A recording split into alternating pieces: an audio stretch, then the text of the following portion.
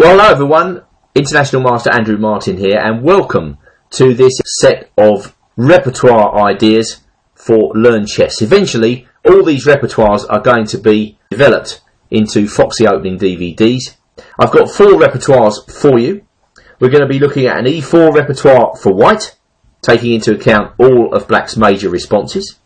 If you don't like that, we're going to be looking at a D4 repertoire for white as well, which involves Queen's Gambit positions and white playing C4. I believe this is possibly the first time this has been tackled in DVD form. And for black, we're going to be looking at a classical repertoire after white plays E4, involving the move E5. And just dropping back, we're also going to be looking at how black should meet D4, and in this case I'm going to be recommending D5 and classical Queen's Gambit structures. All these ways of playing for black are very reliable. So that's what's in store, and I hope you will have a very good time digesting this information. You should have plenty of surprises for your opponents up your sleeve if you take into account my suggestions. So that's it for now, and it's time to get on with the first series of takes. Welcome to this DVD, where we're going to be looking at a classical repertoire for black based around the moves D4 and then D5. We're going to be defending the Queen's Gambit with black, and we're going to be taking a look at how black should play against all the various sidelines that white can try in the Queen's Pawn game. And the first one I'm going to look at is the London system with Bishop F4, a move which is particularly popular among club players, and will be especially so in 2012 because at the time of recording, Chessbase has just issued a small DVD on the subject by the Danish Grandmaster Henrik Danielsen, where I believe he's recommending this line for white. I haven't seen the DVD myself, but I believe a classical approach is in order here with black, and we're just going to stick with knight f6. Basically, if we are respectful against the London system, we should get a good position. And the first move I want to recommend for black is, again, the classical move here, pawn up to c5. Black puts pressure against white's centre from the outset and introduces the idea of queen b6 into the position.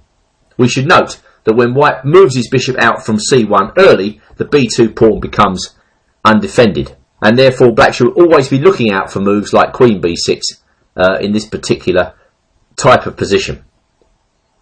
Now, the London system can be very dangerous to the unprepared player. What black's got to do is not to castle too early. You can often find black casting on the king side straight in to a massive king side attack from white.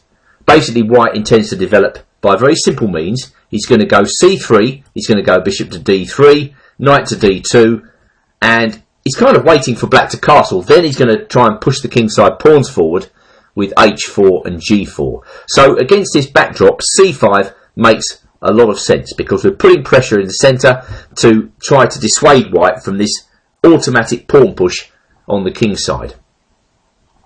Now, white has 2 decent moves in this position, and the first one I'm going to take a look at is the principal continuation, d takes c5. Obviously, if this move is good, then clearly we can't play this variation with black. But I believe that black has a good way to meet it. Just continue as if we're playing the Queen's Gambit with white, playing knight c6. And suddenly black has the idea of pushing up his pawn to e5 and simply taking that pawn back on c5. So if white comes this way, he's probably going to go bishop b5. That's the main line, and that is the way by which white can try to keep his pawn. Now I recommend the forcing move, queen to a5 check. I believe this is the best move in this position, and it forces white's hand. In order to keep the bishop, white's got to play knight out to c3. And again, I believe black should force the pace here by playing a6. Now white takes on c6, and then once again, if black is allowed to take on c5 in peace, he gets a very good position. So white's got to continue with slightly artificial moves here, queen up to d4. And now I recommend, very simply, pawn to e6. Well, again, white has to continue with forcing play. If he doesn't protect the pawn on c5, then he's going to get a lousy game. Now, he's got 2 ways to protect the pawn. He can play the immediate b4, which isn't especially good, or he can put his bishop in on d6. If he plays bishop d6, we simply take that bishop, and then we play c5. with a pretty good position. Black is going to regain that pawn on d6 in good time and has a nice presence in the centre. Black has good compensation for the pawn in this position. So just going back, I'm sure a lot of your opponents will play b4 in this position. Then I think queen a3 is a good move, and white already has some problems because his pawn structure is creaking. Black is threatening the move a5, and this can be seen in the line where white plays bishop d6 now. Takes, a5. Suddenly black has very good activity in this position. But if we go back to queen a3, bishop c7, which has also been played, which tries to forestall a5, in fact runs slap bang into that move. And if white takes with the bishop, we go takes, bishop takes c5, and suddenly white is in trouble. He's got dark squared weaknesses all over the place. Black is getting ready for bishop b4, followed by knight e4. Despite the fact that white is the exchange up in this position, I think he's in desperate trouble. So that would be my recommendation if we go back to the opening variation after c5, when white takes on c5. Just knight c6 followed by queen a5 check seems to give black a very good game. Therefore, the main line is the stable c3, and I believe that's what a lot of London players will play. London players tend to play a lot of positions on autopilot. You know, when black plays c5, they're kind of automatically programmed to play c3. No matter, black can continue with knight c6, and black notes that d takes c5 in this position is again answered by e5 with a good game. So white again tends to play stable moves here, knight to d2. And now I'm recommending that black play classically with e6 and then plays bishop out to d6. This was played in the game Elyanov versus Gelfand, Moscow 2008. Both players are in excess of 2700, and we can say that if a 2700 plays this way with black, then he knows what he's doing. And the main point of bishop d6 is to force a slight concession. White's got to think about that bishop on f4. He can't just leave it there hanging in the air. What he does, he can play another pre-programmed London system move like bishop d3, but then we just take on f4, we take on d4, and white discovers that his pawn structure has been damaged. White hasn't really timed this very well. Black has a good position. However, white recaptures. White can take back with the pawn. We go queen b6. That's nice for black. Or we can take back with the knight. Again, we chop the knight off, and again, queen b6 is just nice for black. White can protect both his pawns with the uncomfortable knight b3, and then we just go bishop d7. Black is well placed. So this is a nice comfortable way for black to meet the London system. Just e6, knight gf3, bishop d6. And returning to Elyanov versus Gelfand, white decided just to retreat with bishop g3. But once white plays that move, we now see that he can't get his kingside pawn storm going, so it's time to castle. Black has forced the necessary concessions. White played bishop d3. Black now gets on with the classical move b6. The position has changed. Well, black's plan here is a fairly simple one. I think he probably wants just to play bishop b7. The queen can belong on c7 or more likely e7 in this position, and then black wants to bring his rooks to the middle. Elyanov castled. Gelfand went bishop takes g3 in order to keep his pawns intact. White's got to take back with the h-pawn, and now black went bishop b7. So Gelfand has found a very comfortable location for all of his pieces. He took on g3 because he wanted to play queen d6, and now he's certainly thinking about playing e5 if he can. So that's why Elyanov is trying to create a diversion on the queen side with b4. So Gelfand plays carefully with rook a b8. That's the type of move which club players find difficult to understand.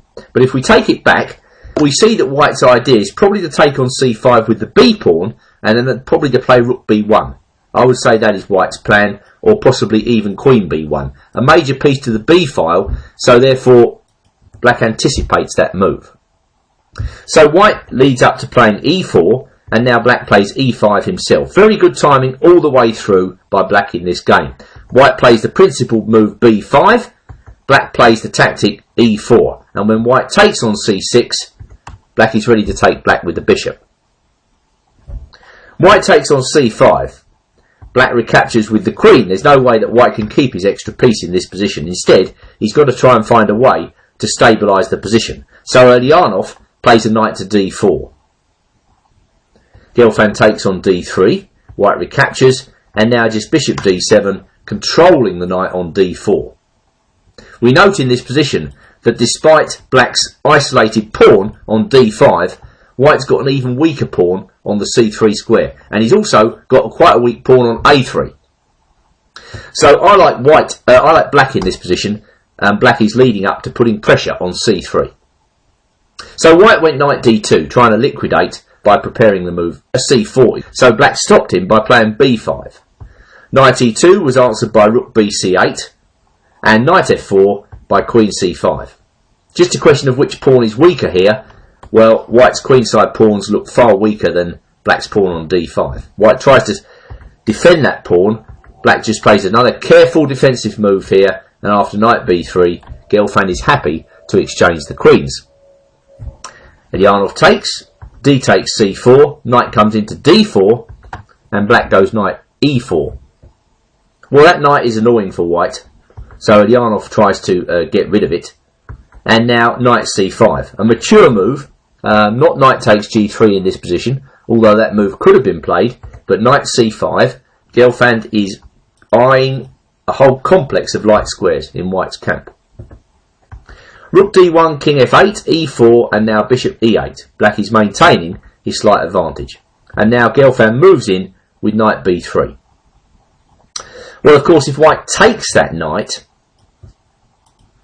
then fire opens up against c3, and we've got this monster passed pawn to deal with.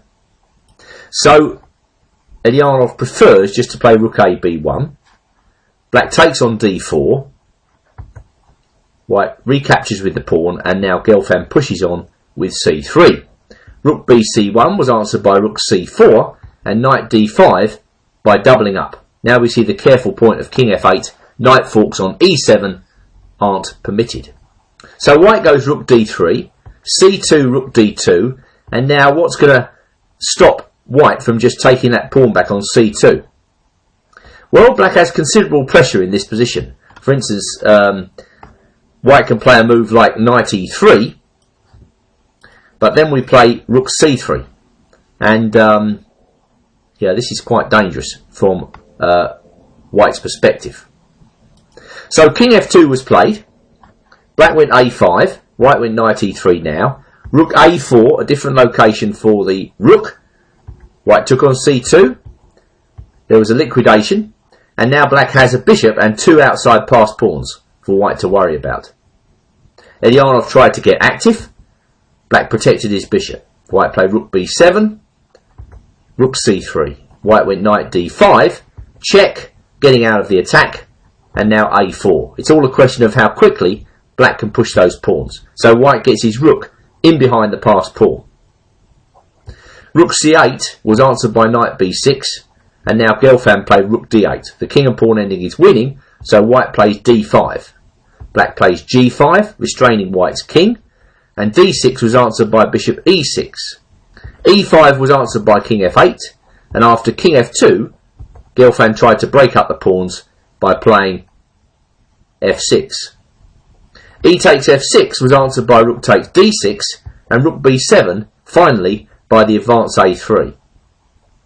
So wheels have dropped off for Elianov now. After a2, rook a7, b4, he cannot stop the pawns from advancing. On c4, the bishop dominates white's knight. f7, b3, and in this position, Elianov resigned. So let's just go back and summarise the opening recommendation. Of course, the vast majority of this game was kind of irrelevant, but it is an interesting game from many perspectives. So against the London system, that's bishop f4, which you're likely to encounter, I just recommend the classical moves knight f6 and c5, very straightforward. Look out for queen b6, also look out for moves like knight c6, and if white takes on c5, maybe e5 and bishop c5. If not, then I hope I've shown that queen a5 check is perfectly satisfactory for black. Basically, the London system isn't dangerous to black as long as you show total respect. You'll recall last time that we were looking at the London system for white after d4, d5. Now we're going to take a look at how black should respond to another unusual second move by white's queen's bishop, bishop g5. This is a move which a lot of players have tried to confuse black with in recent years, going back into a kind of position which resembles the Trompovsky, tying down black's e-pawn for one thing. It sets unusual problems very early in the game. Fortunately, black has a very reliable method available, which I'm going to show to you now, which diffuses white's entire idea. I've played this idea for white many times myself, and I can tell you I'm always frustrated when black plays h6 in this position. Bishop h4 is the mainline move, and now the key idea, c6.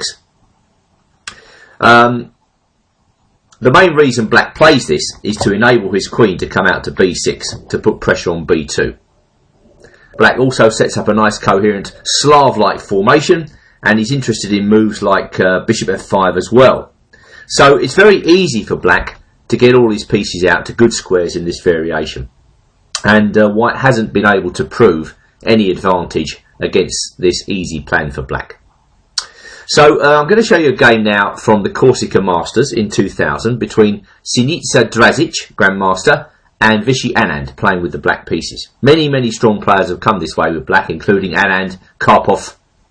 That speaks volumes for the excellence of black's reply to bishop g5. And in this game, Drazic played pawn up to e3, which is pretty solid. Just dropping back, white can also play knight f3 in this position, after which I think queen b6 is a good move. And already, this move is not so easy for white to meet. For instance, he doesn't really want to go playing queen c1. That is, of course, a good move defensively, but it doesn't really interrupt black's idea. Black just goes bishop f5 with a nice easy game. In general, black's plan in this position is just pawn up to e6, knight out to d7, and bishop to e7, neutralising the bishop on h4. Yes, white can keep equality in this position, but no more. And going back to queen b6, if white goes b3 here, then again bishop f5 is a good move. And just to show you the ease with which black gets developed and gets equality with this plan, let's take a look at e3, knight d7. What is white to play? Black's plan is e6 and bishop e7. If white goes bishop d3, black can even take this. White recaptures with the queen, and now black has two good moves. He can play e6 in this position, with the idea that if white castles bishop e7, this is easily equal. If white retreats, we just go knight gf6. Black has an excellent position. Well, just going back to queen takes d3, black can also try the sharp e5. This is a rather interesting variation, and takes direct note of the bishop on h4, so that if white takes, we go queen b4 check, and if c3 in this position, we've got the interesting move knight takes e5. So going back to queen b4 check, if knight bd2, again we go knight takes e5, takes, and now queen takes h4. This again I think is also quite nice for black. Something like this, e4 knight e7, takes, and again black has a nice equal position. So just to summarise, after c6, this easy plan of queen b6 and then bishop f5, I think diffuses the whole line. So in Drazic versus Anand, white went e3, and after that white just got on with his plan, black just got on with the plan by playing queen to b6, b3, and now e5.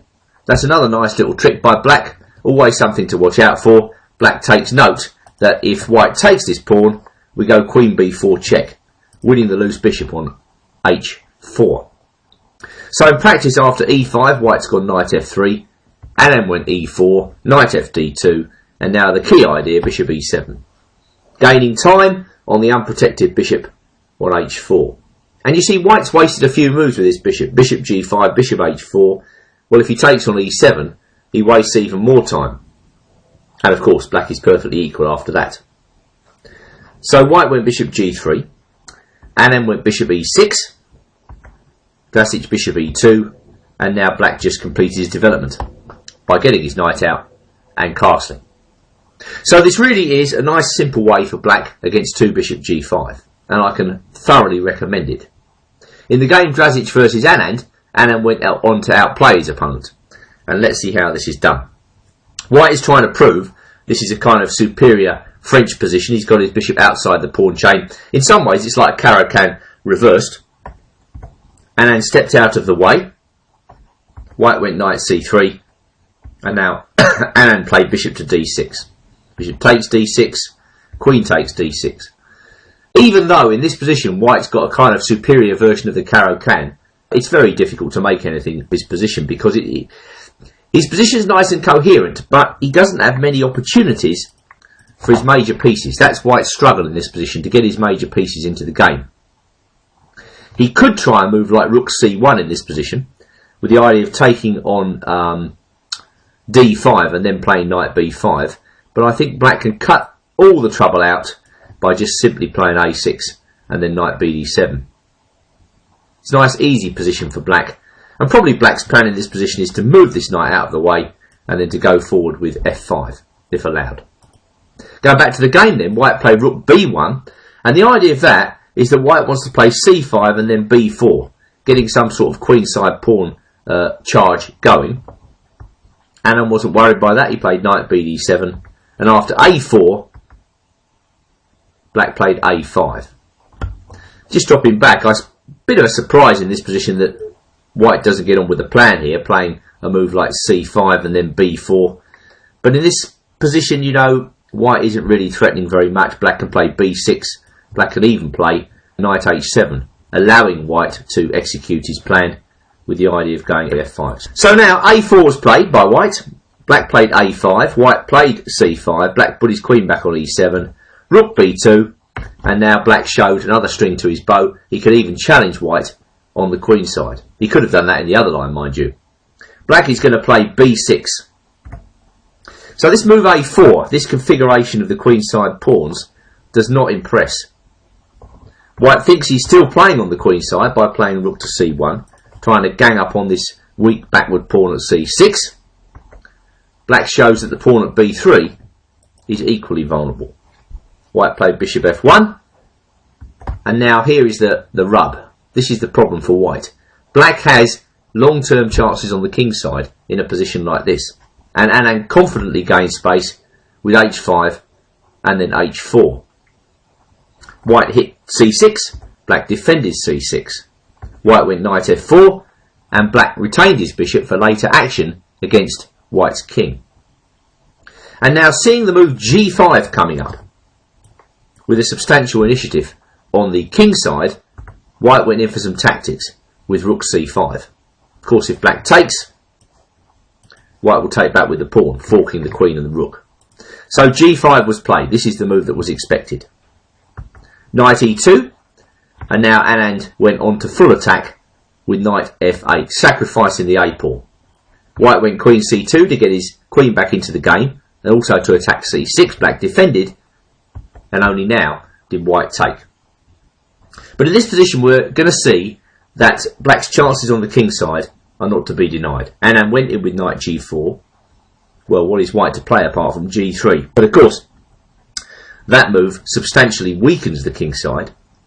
Queen f6, attacking f2. And what is White to do? Out of nowhere, black seems to have fashioned a king side attack. But I repeat, in this type of position, black has chances on the king side, and Anand has instructively shown how these might be developed. So White went in for the rather miserable knight takes e4. That's the only way he could see of protecting f2, by sacrificing a piece. But Anand now moved in for the kill. He took on g3, and then he went queen h6. Very nasty. After bishop g2, the only move really to avoid queen h2 and carnage, rook takes b3 was played, but of course White doesn't have enough for a piece here or anything like it. Rook takes g5 check, knight g6, easily covering bases, queen c5, queen h2 check, the final attack, and now the nice knight takes e3 check. That was a model demonstration, I think, of black's chances in this variation. So just going back to the start, to summarise, bishop g5 is a novel idea. It will be played against you occasionally, but I think h6 and then c6 is the way to meet it. Black plans queen b6, he plans bishop f5. There are tricks in the position with e5 when the queen's out on b6. But in general, black's plan of queen b6, bishop f5, e6 and then bishop e7 is a very good one and entirely neutralises white's opening idea. Having taken a look now at second move alternatives for white with the bishop on c1, we now move to taking a look at knight f3. This is basically a very quiet move, introducing a whole range of queen's pawn systems that white can try. We're going to respond symmetrically with knight f6, and on this take I'm going to be examining what black should do against the collie system. Obviously this is a favourite among club players. There are various theoretical books, DVDs out there which recommend this line of play for white because it's relatively straightforward. I'm going to concentrate on a very straightforward move for black, which I think is very solid and gives black a reliable position in all lines. In keeping with our idea that we're trying to find systems that are easy to understand and play, then bishop f5 really does fit the bill. Basically black develops very simply. He's going to, if allowed, just continue with moves like e6, c6, knight bd7, bishop d6. It's not the most thrilling thing you're ever likely to encounter on the chessboard, but it does completely, in my view, diffuse the collie system. Unless white plays c4 in this position. Now, white could go into other types of position apart from c4, where he tries to do without that move. But in general, they're not particularly successful. For instance, let's say white plays bishop d3 in this position. Well, now black has two good moves. He can first of all take this bishop. White recaptures with the queen, and now c6. Let's not forget white was threatening queen b5 check in this position, so that's got to be stopped.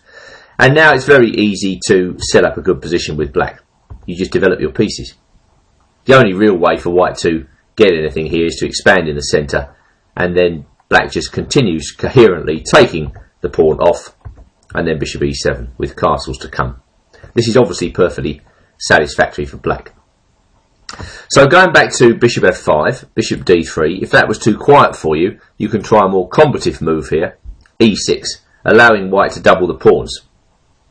Now it's true you do have double pawns, but you've also got a very strong grip on the e4 square. The only move really for white to try to do anything is queen to d3. And again, that introduces twin threats of queen takes f5 and queen b5 check. So black's got to be a little bit careful here, and queen c8 fits the bill. But the position's so quiet that white can't really take advantage of the slight misplacement of black's queen here, and black easily gets another good position here by just putting his bishop on d6. Probably white's best here is to play b3 and get that active bishop on d6 off the board. But even here, black's grip on e4 is so strong that he can count on equality. This would be just one way.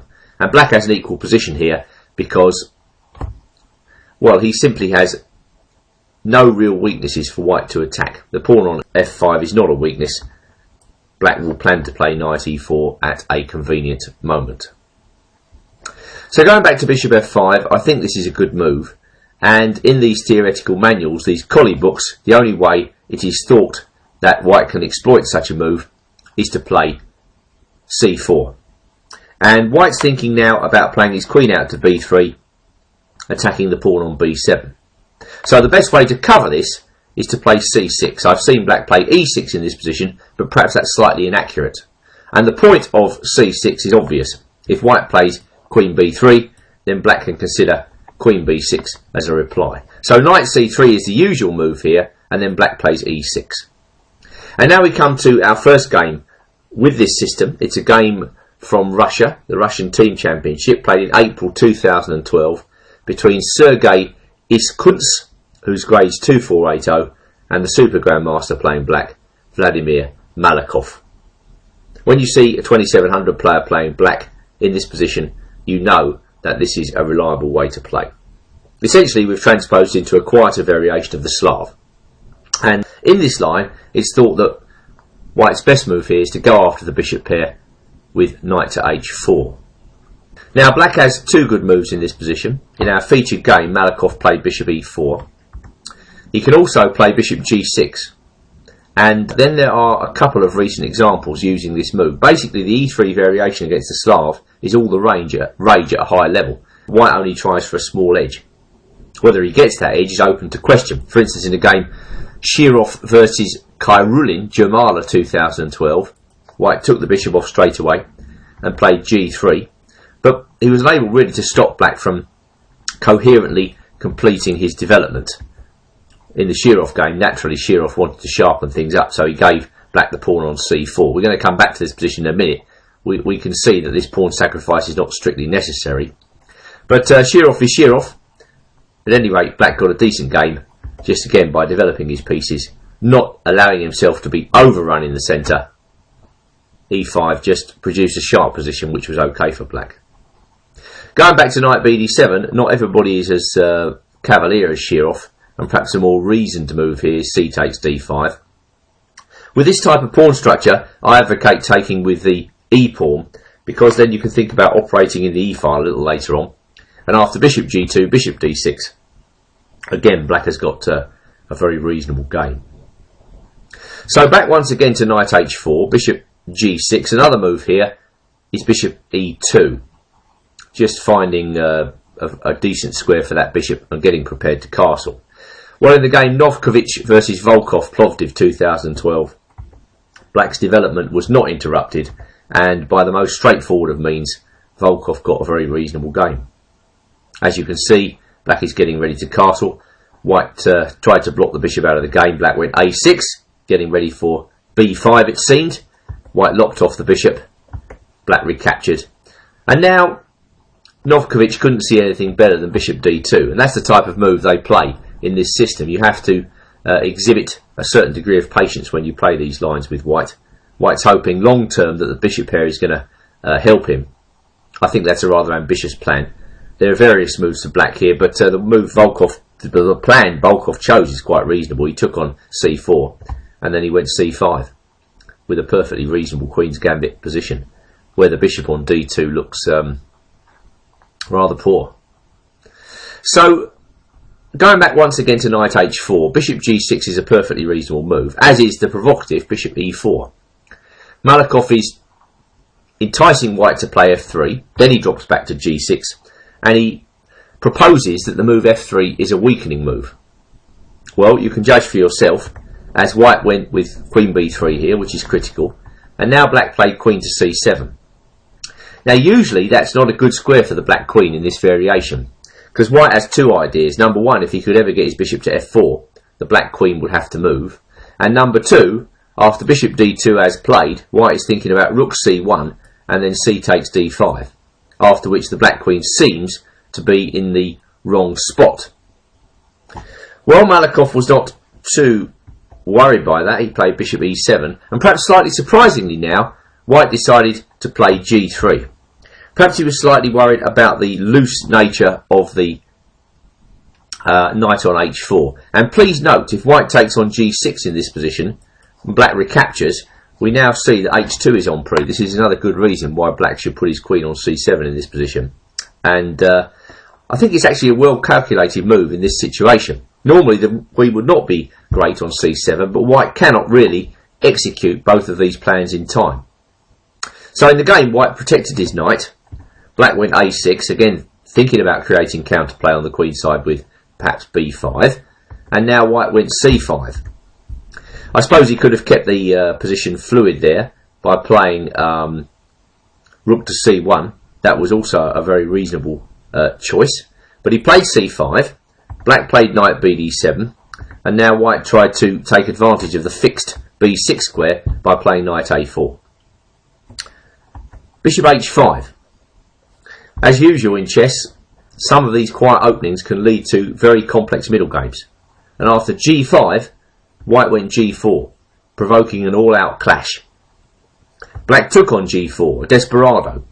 He knew he was going to be able to capture the knight on the next turn, and now White played bishop e2. Well, I suppose White's hoping to gain some pressure down the f-file there, and particularly against f7. He's also thinking about stopping black from castling on the king side now. Malakoff was unperturbed. He put his knight in on e4. Bishop e1 was answered by bishop g5, and king b1, perhaps slightly surprisingly, by castles on the king side. This is a cold-blooded move, and it essentially says to white, well, you have fragmented my kingside pawns, but it's not at all easy to attack my king. Bishop d3 was answered by knight df6. This really is a very sturdy configuration of pieces there on the king side, and queen c2 finally by e5. In these Slav type of formations, where you've got a pawn structure like this, the freeing break e5 can be of inestimable use, and in this case it gives black counterplay on the e file after takes, and now rook a e8, and that's the way Malakov played. Queen g2 was answered by queen d8, reinforcing the kingside piece cluster, and queen h3 by knight d7. The knight moves aside, enabling black to protect h4 one more time. And white played knight c3, trying to get rid of black's really strong knight on e4. Black took on c3, white recaptured with the bishop, and now black brought his other knight round to e4. Queen f5 was answered by rook e6, and now black's knight was removed, whereupon white had the unwelcome sight of black's rook appearing on e4. But bishop a5 was the point, a deflection, and after queen e7 the bishop continued into black's camp with bishop c7. This is a very ingenious way of playing by white. Fortunately, Malakov was on the ball with an excellent counter-attack here after rook e2, bishop d6, and now the slightly surprising move, queen e4. When you go the exchange down in a position, you better make sure that you've got plenty of counterplay in return for the exchange, and in this case black is relying on the fact that his passed pawn is going to be very strong, and he's looking forward to perhaps creating a second passed pawn on the h file. So white went h3, bishop d2 preventing rook e1, rook f5, and now e3. Rook df1 was answered by rook h2, and after rook takes f7 check, king e8, black had just enough counterplay here to hold the draw. After e2, rook e5 check, king d7. Now white has to take the draw in view of the impending coronation of the e-pawn. So after rook f7, black went king d8, and then we got a convenient draw by perpetual check. Draw agreed. So quite an exciting game in the end. Summarising and going back, against the Colley system, I'm recommending bishop f5. I think this is a very solid way for black. I'm going to show one more game with c4, and really c4 is the only way with which white can hope for the advantage. I think this is a straightforward way to play for black and should give you a good position. Well, we are continuing our roundup of queen's pawn systems whereby white avoids the queen's gambit, and so we naturally come to the system which is kind of a hybrid of the Torrey attack, where white plays bishop g5, specifically after both white and black play d4, d5, knight f3, knight f6. This is a rather ineffectual move order for white. I think white's hoping to get some sort of Trompovsky position where he can play bishop takes f6 in peace, or just build up slowly with e3, c3, knight be2 in the realm of the Torrey attack. Well, we're not going to let him, and I believe that the most accurate move order here is knight e4, and if white goes bishop h4 in this position, we'll see bishop f4 in the next game, then black breaks free with the immediate c5. I believe this is the move order which solves all of black's problems against this kind of Torrey hybrid. Now the first point to note, white's bishop has left the queen side, therefore black immediately introduces the black idea of queen b6, putting pressure on b2. And we're going to take a look at a game now between Jan Timman and Luc van Wely, two of Holland's best ever players, and this game was played in Dordrecht in the year 2000. It's not the world's greatest game, not a game that Timman will be proud of, but it shows you how effective this method is for black. And now in this game, Timman played e3, which is natural enough. Now in a subsequent game that Timman played against Shirov in Vikensay 2001, there Timman played d takes c5. But it's unlikely that this surrendering of the centre is going to give him anything at all, and Shirov developed fluidly with knight c6, and then after e3 he played g6. Black finds another way to bombard the white queen side. Bishop will be very effective on g7, and I think much more effective than the bishop on h4. White went knight bd2, and now black went knight takes c5 in the shear-off game. Knight b3, and now another interesting move, bishop g7. And the point of that is that if he takes on c5, then queen a5 check, regaining the piece with an excellent Grunfeld-like position.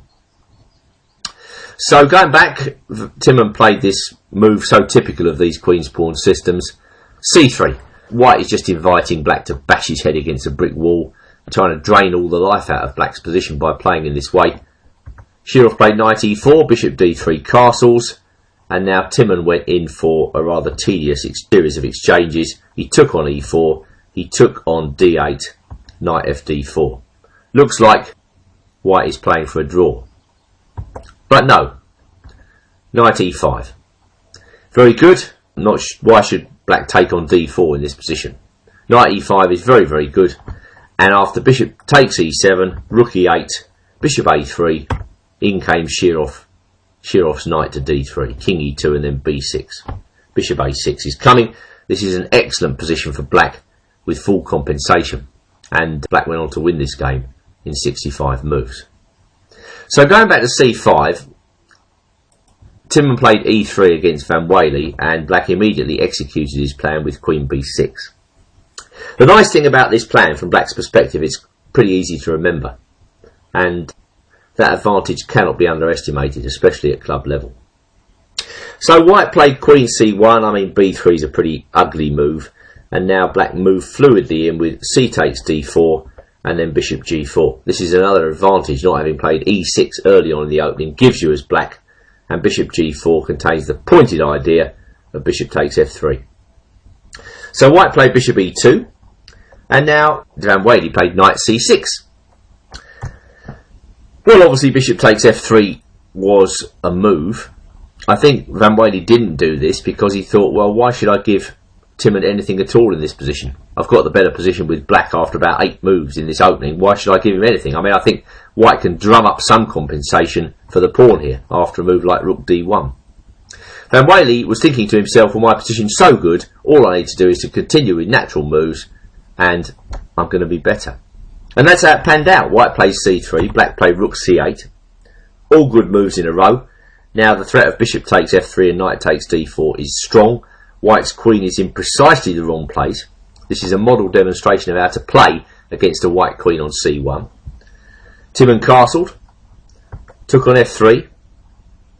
Well, I mean, white really doesn't want to take back with the pawn in this position. He took back with the bishop. Knight takes d4, an absolutely crunching move. Knight f5. What is white to play? He's got no compensation for the pawn in this position whatsoever. Timman tried the tactical move bishop g4, g6.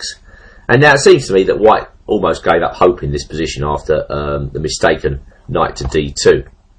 And I think literally his only try to keep on the board here is just to play something like takes on f5 and then queen to c2. If he goes knight d2, we're going to see a similar tactic to the game. Queen c2, there's a point to that. Well, now rook g8 is good, and if knight d2 here, I think we just keep it simple with black. We just take on d2 and then go queen h6. Double attack on queen at d2, bishop h4. He's got a swap. White can put his pieces in the middle, threatening rook takes d5, but king d7. And we see in this position, black's just a pawn up for nothing, with the further plan of minority attacking on the queen side with b5 and a5 and then b4. So it's not as if black doesn't have an active plan in this position either. I mean, I think he's just a pawn up with a clearly better position. So going back to Timman versus Van Wely, white gave up hope and he ran straight into bishop h6. That is just a winning move, I think. A winning move. Too many pieces attacked, and after rook d1 he went knight takes h4 and white resigned this position. So just to summarise, initially this is not an especially effective Tory move order. It can be met successfully with knight e4. We've seen what happens after bishop h4. The bishop leaves c1 h6 diagonal. He can't defend the queen side anymore. c5 threatening queen b6 is just a very good move. You might be getting slightly worried that there are many alternatives to the queen's gambit from white's perspective, and black has to learn a lot if he wants to play d5. But it's like that with any opening, and most of the responses I'm suggesting from black's point of view are actually quite logical. We now come to an opening which could be very popular at club level, and that is the black Mardima gambit, where white plays e4. D takes e4, knight c3, knight f6, and now the characteristic move is f3. This is popular among attacking players and is often used by really strong players as a training ground to improve their tactics. White sacrifices a pawn at a very early stage. He gets all his pieces flowing. He gets the ability to castle quickly. Basically, he gets something like 5 or 6 free moves for a pawn. Nevertheless, there's no need to panic with black, and I believe that black should take this pawn. It's essentially an unsound gambit if you play carefully. Now, white has two choices here, but in 95% of the games, let's say, white takes with the knight. If he takes with the queen, which is the rider gambit, then black should display no fear and take on d4. This is basically 2 pawns down for not very much, and after queen g4, queen f2, black can play either e5 in this position, which is a good move, or even c6. You won't get that very often. Far more common is knight takes f3, and that's what I'm going to focus on here. After which I think there are many good moves for black, but I like c6. This is the Ziegler defence. I've commented on this method of play many times in the past. I think it's very effective. Black is just going to basically play a kind of Caro-Kann or Slav position. He's going to play his bishop from c8 out to g4 or f5. He's going to play e6, knight bd7. It's a very easy development plan to adopt. And there are many games from recent practice, not at a very high level, but I'm going to show you one from the Marseille Open, played in December 2011, between Benoist Busson, a French player graded 2016, and a guy called Momchil Nikolov, who's grades 2570, so presumably a grandmaster. And it's just interesting to see the pragmatic way a grandmaster deals with this gambit. You know, he just sets up a structure which is almost fireproof, takes no risks, and invites white to display compensation for the pawn. Well, in this game, Busson, basically a club player with nothing to lose. I mean, this is the right approach, I guess, when you're playing a grandmaster. You might as well go for it. He plays his bishop out to c4, and that is the mainline move. White has other moves here. He can play bishop d3. Well, after that, bishop f5 has been prevented, so bishop g4 would be a good move now. And however white plays in this position, he doesn't get any compensation for the pawn. For instance, if he goes h3, again, be bold, just take on d4. There's nothing wrong with your position. You can play e6, you can play knight bd7. If he goes bishop e3, well, there are all sorts of moves available, one of which is something like queen h4 check, and then queen b4. White casts on the queen side, knight bd7. White has nothing for his pawns in this position. Going back to c6, bishop d3, bishop g4. This has been played quite a few times, and in most of the games white has castled. Now we go e6, bishop e3, let's say. White's got the problem of having to defend his d pawn there. You know, he can't just play cavalier moves like queen e1. We just take the pawn off. Again, it's 2 pawns. So bishop e3, then we go something like knight bd7, queen e1, again take the knight, why not, bishop d6. We're reaching a position where white has something for the pawn, but not enough. That is the basic premise of black's entire setup. Going back to c6, the opening move, well, you know, white can try moves like bishop g5 here, angling to play, let's say, queen d2 and castles on the queen side. Black can play bishop f5. This is a nice, comfortable move, and if white goes through with his so-called threat of doubling the pawns, I just don't see the compensation. This is a Caro-Kann variation where white has given up a pawn for nothing. Okay, black's pawn is doubled, but it's extra, and black has 2 bishops. So this is why attention is focused on primarily bishop c4 as the main line. And now the nice easy move for black is bishop to f5. Note, not bishop g4 in this position. That would be a serious mistake due to the crushing blow bishop takes f7 check. And white regains his pawn. Not only that, he displaces the black king. So bishop f5, and now in this game, Boussant played his knight to e5, which again is considered as the main line. There was another game played in France in 2011 between De Crop and Van der Van, low-rated players to be sure, but after castles e6, white played bishop g5. This is just typical black Mardima gambit play, settling for completing development. These are the three moves I was referring to earlier. But it looks to me, it just looks like a normal position where white is a pawn down. You know, black structure is fireproof here, and I think he's got two good moves. He can play h6 in this position, and if bishop f4, he can even boldly castle, allowing white to sacrifice. I mean, this sort of thing looks very scary at club level, or it might look very scary in an internet 1 minute game, but black can just play knight g4 after calm reflection, and then king g7, and white's attack is beaten back. So white just can't go in for the caveman approach here. Castles is also a good move. That was played in the game De Crop versus Van der Van. White played knight h4. That's a typical approach, coming in and taking off the bishop. Now he goes rook f3. But it takes ages for white to reroute these pieces to the h file. Something like this is his plan. Rook h3, queen f4 and queen h4. Knight b6 was played. Bishop b3 and now c5. Interrupting the plan. Putting pressure on d4 before white gets a chance to play queen f4. So after d takes c5, the queens came off and black went on to win. Simple as that. So white is not exactly flushed with choice in this position. That's why knight e5 has been played and now castles. And with that move, white sets up the threat of rook takes f5. So black retreats with bishop g6, and again this has come to be considered as the best move. And now white has tried a whole series of moves here, but none of them convinced me. An old thought was to play g4, just crazily going after f7. Knight bd7 neutralises comfortably if g5 were taking on e5. So there was an old game of Bricard, a French IM, where white took on g6, and now white went g5. Black played an excellent move now, queen to c7. Bishop f4 was played, protecting h2. Black played bishop d6, and suddenly white was in trouble.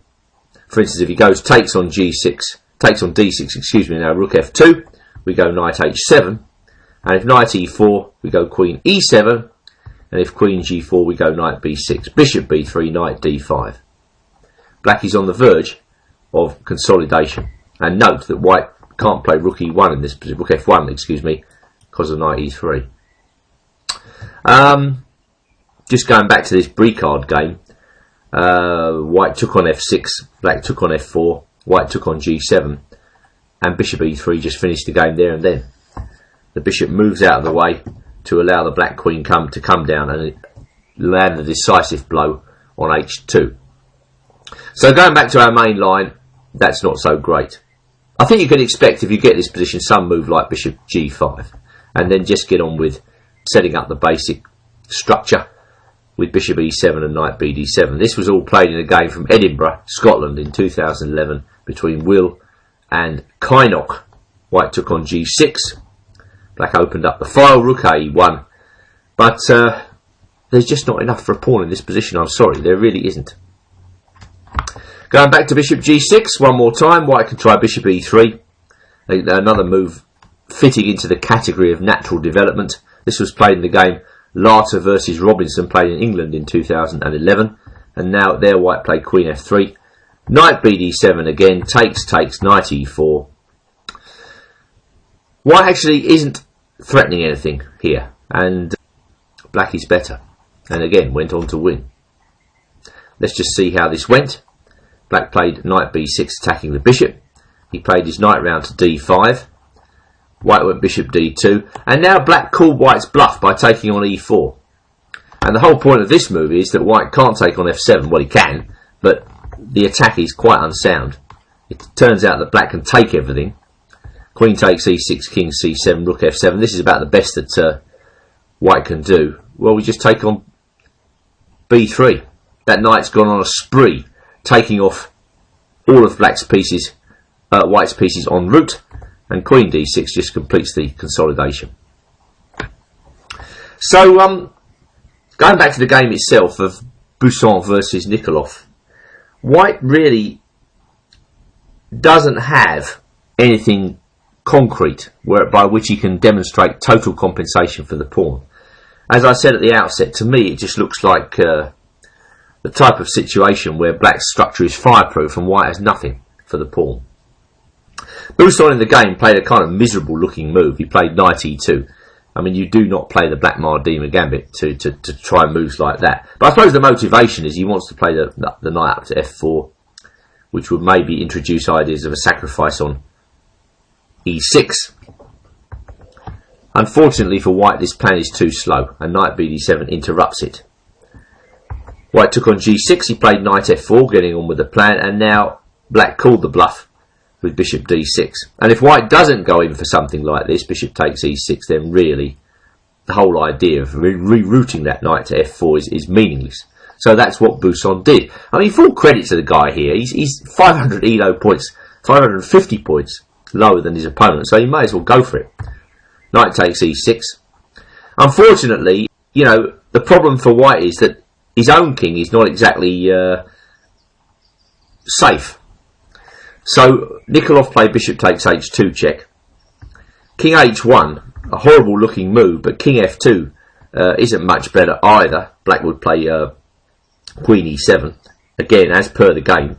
Queen e7 was played, and now what is white going to play? He's got this impressive looking knight, but nothing to do with it. And if white goes rook e1, well, the simplest move available is just bishop g3, discover check, winning the rook. So queen e2 was played, knight h5, again with lethal threats on g3, rook f3, in he comes, takes, check, king g1, and now another crusher from Russia, rook h1 check, and Buson resigned. He must take, queen h4 check, king g1, queen h2 check, queen h1 mate. That would be the finish. So I think you can confidently meet the black Mardima gambit with the Ziegler defence. That's c6.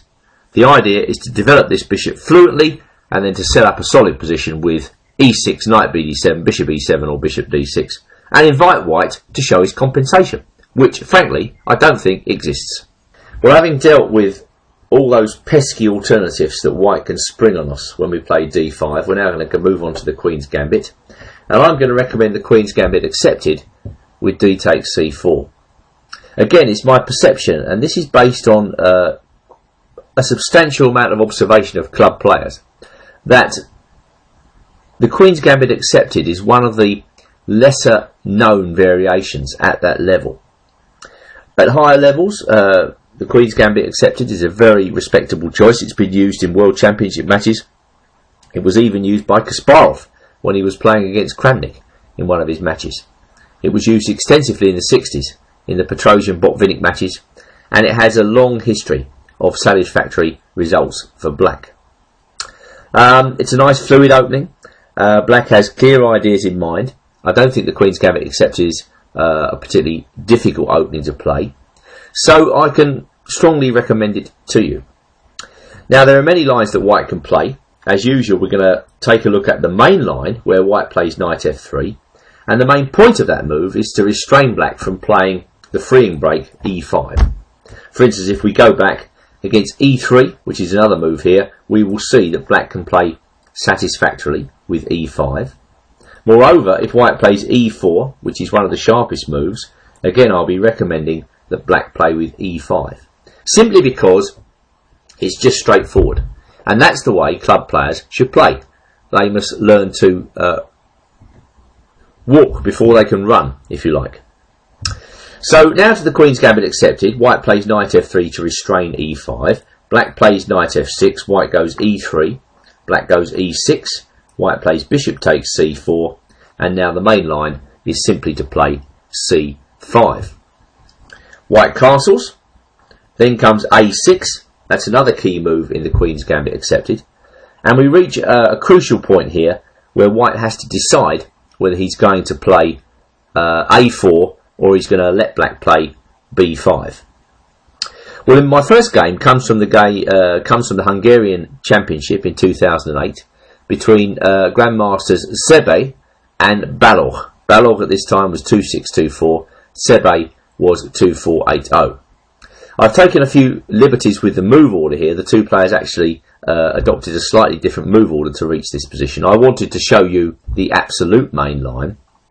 White played Queen E2, allowing Black to play B5 in this game. We're going to see many examples of White playing A4 a bit later on, Botvinnik's move.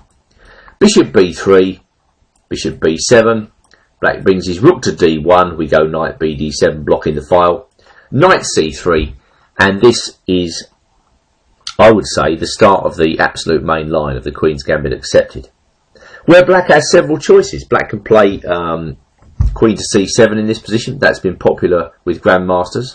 He can play Bishop D6, that's also been popular with Grandmasters. But in this game, Balog played what I think is, well, my favourite move here, Queen to B8, and that's the move I'll be recommending to you on this DVD. Now, the first point of Queen D8 is to reserve the C square for the bishop should that become necessary. Black's main plan is simply to play Bishop D6 in this position, with strong and coherent development. And to show you that Black's position cannot be shaken by very violent means, let's take a look at this miniature, where White ventured E4. Now, as soon as he does that, and that's one of the reasons why he puts his Queen on E2, to be able to support the advance E4, Black should destroy the centre with E takes D4. The point is that after Knight takes D4, we're going Bishop D6. So it's a question really of whether White can shape Black's position here. If he can't, then Black will obviously have a very good game indeed. I've won many games myself in the Queen's Gambit accepted. With these raking bishops, you can often start an attack against the White King. And indeed, in this position, we note that already this pawn on H2 is under fire. And in fact, that little detail in the position completely freaks Sebe out, because he plays the very strange looking move F4.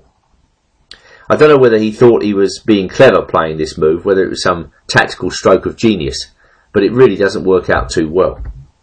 But what is White going to play in this position? It's not that easy. If he blocks with G3, Black has two satisfactory moves. He can play Knight C5, or he can simply castle, given that F4 is going to be met with E5. White's problem is that although he's got this impressive knight, his king position is very loose, and that pawn on E4 is a definite target for Black to attack. So Black is absolutely fine here. We'll see more of this a little later on, but for the time being, let's have a look at F4. What on earth is White's idea? Why can't Black just take the pawn? And that was probably the question Balog was asking himself, because he chopped on F4 twice. There's also Knight G4 in the offing. I mean, if you ever get a position like this with Black, you know, you have to say to yourself, well, I haven't done anything wrong. If White's got some fantastic combination up his sleeve, then good luck to him. But otherwise, Black is just winning. Black's going to castle and put a knight on E5, and that's the end of the game, more or less.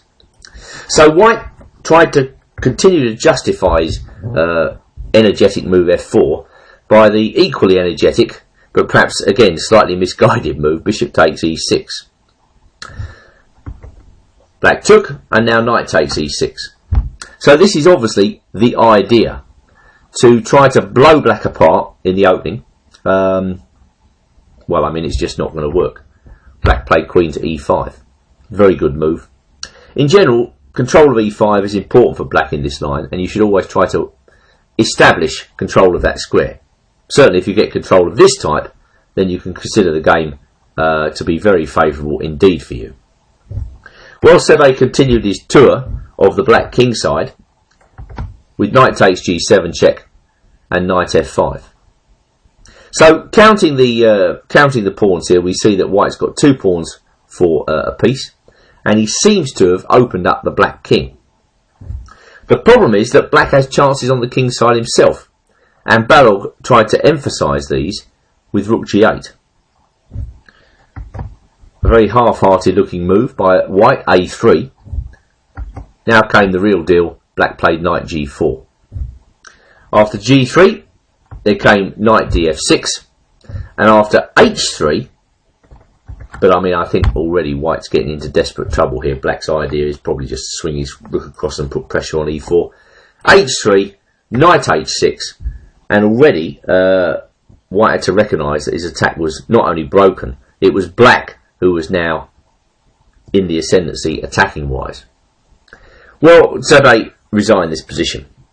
The problem is his king side is falling completely apart. Knight h6 decoys the knight from f5 away from the defence of g3. If white goes g4, well, I mean, I think we can just keep it simple if we want to by exchanging off the knights. That would be simple enough, I suppose, something like this. If you want to keep it simple, there should be other ways to break open the white position there. Some sort of sacrifice on g4 is starting to look very strong as well. So rather than see these variations on the board, Sebe resigned. So just to recap, in the main line, after d4, d5, c4 takes, knight f3, restraining black from playing e5, knight f6, the freeing break c5, the probing move a6, and we're looking at lines where white plays down the absolute main line. Nice fluid development for black, and then the key move, queen to b8. Our preliminary game shows that black should be getting good chances with this interesting move. Well, there now comes a very interesting game in the main line of the Queen's Gambit Accepted between Volkmar Dinstoel, who's grades 2416, and the Dutch Grandmaster Erik van den Doel. And this game was played in the Bundesliga in 2003. We were looking at the main line after knight f3. In this game, Van den Doel played e6.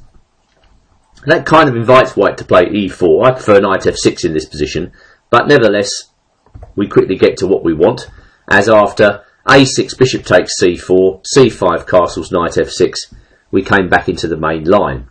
And we're looking at the line where, the absolute main line, where white allows black to play b5, then he plays his bishop to b7, his knight to d7, and then he plays his queen to b8. Of the 10th move alternatives for black, I kind of like this one. You don't put your queen on an exposed square, you prepare bishop to d6, and you retain quite a few options by this method. But of course the critical variation which we're now going to see in this particular game is the one where white breaks in the centre with d5, and this is a good test of black's resources in this line. Now when white plays forward in the centre like this and you haven't castled, it's wise to respond modestly. You can't be playing too ambitiously in this position. For instance, if you start playing moves like c4, you could well get blown away, or at least have to suffer some sort of impediment in your pawn structure after d takes e6. No, that's not what you should be doing. So this is why Van den Doel followed theory here and traded all the pieces on d5. Of course, what happens in this line is that it would be unwise for black to play bishop d6, because that would just give white a lot of tactical ideas down the d file, and it would mean that if white simply developed his pieces, at some stage he'd be able to swing his rook across to d1, backing up the other rook, and then black's pieces would be in a mess. So Van den Doel plays modestly with bishop e7, and I believe this is the right way to do it. And of course now white plays e4, which is the main point of this variation. We'll reach a position, as I say, where this is all theory. Black's got to be careful. His next move does the trick. It's knight b6. It's definitely worth casting our eye over this position and mentioning black's queenside pawn majority. This is a very useful feature of the position.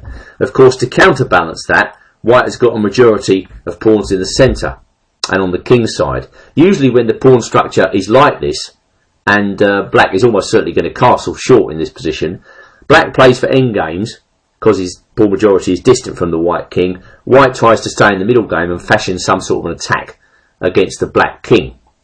So this already is quite a critical position. Now in this particular game that we're featuring, Dinstoel went rook to d1.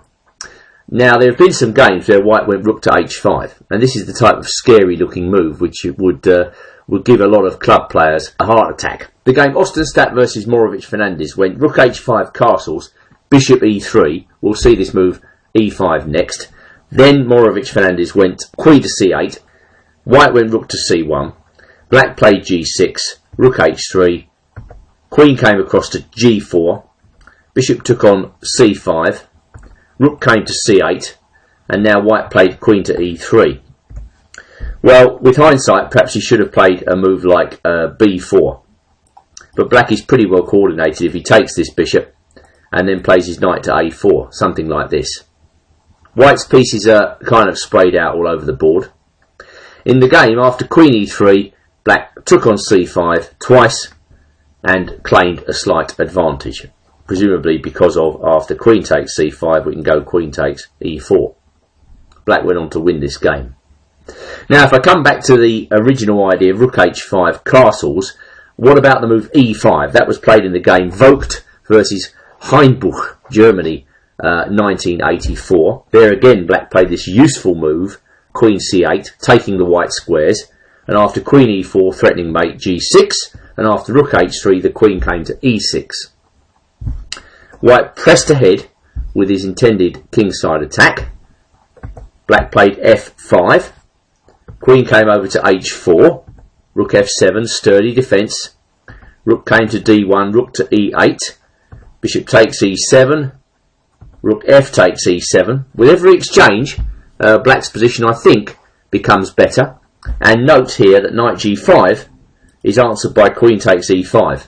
White hasn't got time to take on h7 in view of the back rank mate. So that's why Vogt went g3 in this position. But after rook d7, rook e1, black was better and went on to win in 32 moves. Going back then to knight b6, let's return to our game where white played rook d1, black castled, e5, and again black played this idea of queen to c8. Well, what does white play in this position? If he goes bishop g5, we go queen e6. This looks pretty good for black to me, something like this. Takes, rook d6, knight c4. Black is fine. So white in the game played queen to c2, and now black played a very good move here, very useful, pawn up to h6, snuffing out white's attack. And if white hasn't got an attack in this position, a direct attack, then the most compelling feature of the position is, as I've stated, this queenside pawn majority. That's what you've got to make work for you in this line. Well, Dinstall, recognising the situation, the fact that he had to perhaps restrain the queenside pawn majority, played with b3, queen e6 and then a4. Black brought his rook to d8. White took on b5, reducing the number of pawns he has to worry about on the queen side, and white played his bishop to b2. Well, I think perhaps white should have taken on d8 in this position. It's hard to just let the other guy have the open file like this, but that does give white some command over the position. But even here, it's not that nice for white. Black's still better after bishop e3, knight d5. There's no doubt about that. But bishop b2 puts the bishop on a square where, if you are never able to get this pawn moving with e6, the bishop's just on a passive square. So black took on d1. White recaptured with the queen. Slightly surprising move. But if he takes back with the rook, we're going knight d5. And if he goes rook d2, we're going knight b4. And then we're going to put our rook on a2. White's got a couple of weaknesses to look after. The b3 pawn. And black's also got ideas of queen to f5 and queen to b1.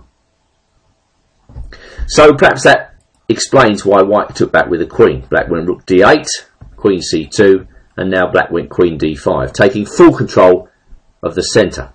White went h3, and now black put his queen in on d3. So this is more or less a very thematic type of position that could occur in this line, with the pieces coming off and black getting this endgame advantage. He's getting his queenside pawn majority going before white can ever muster any counterplay on the king side. So essentially, white is worse in this position. It's probably not lost, but it's pretty uncomfortable.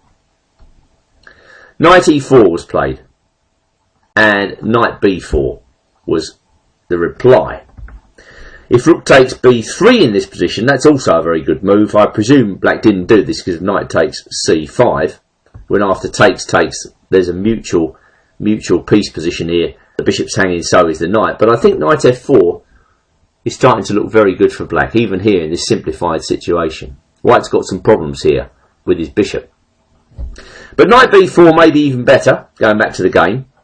Rook c3, rook check, king h2, and now black puts his knight in on d3. This looks very, very strong. White's got to spend some time protecting his bishop. Rook b1 was played, and now White played a good move, a rescuing move here, Rook d2. Bit of a surprise. He's allowing him to take on b2, but White's idea is that the knight is trapped over there on b2.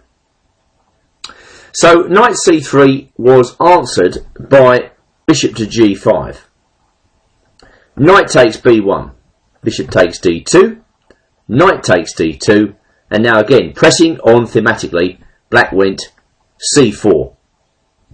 Knight endings tend to be very much like pawn endings, and the outside passed pawn in this position should really give black a winning game.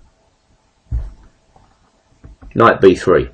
Well, obviously White can't take the knight, and if he plays knight f3, I think black's just going to push that pawn. White is losing material in this position, whatever happens.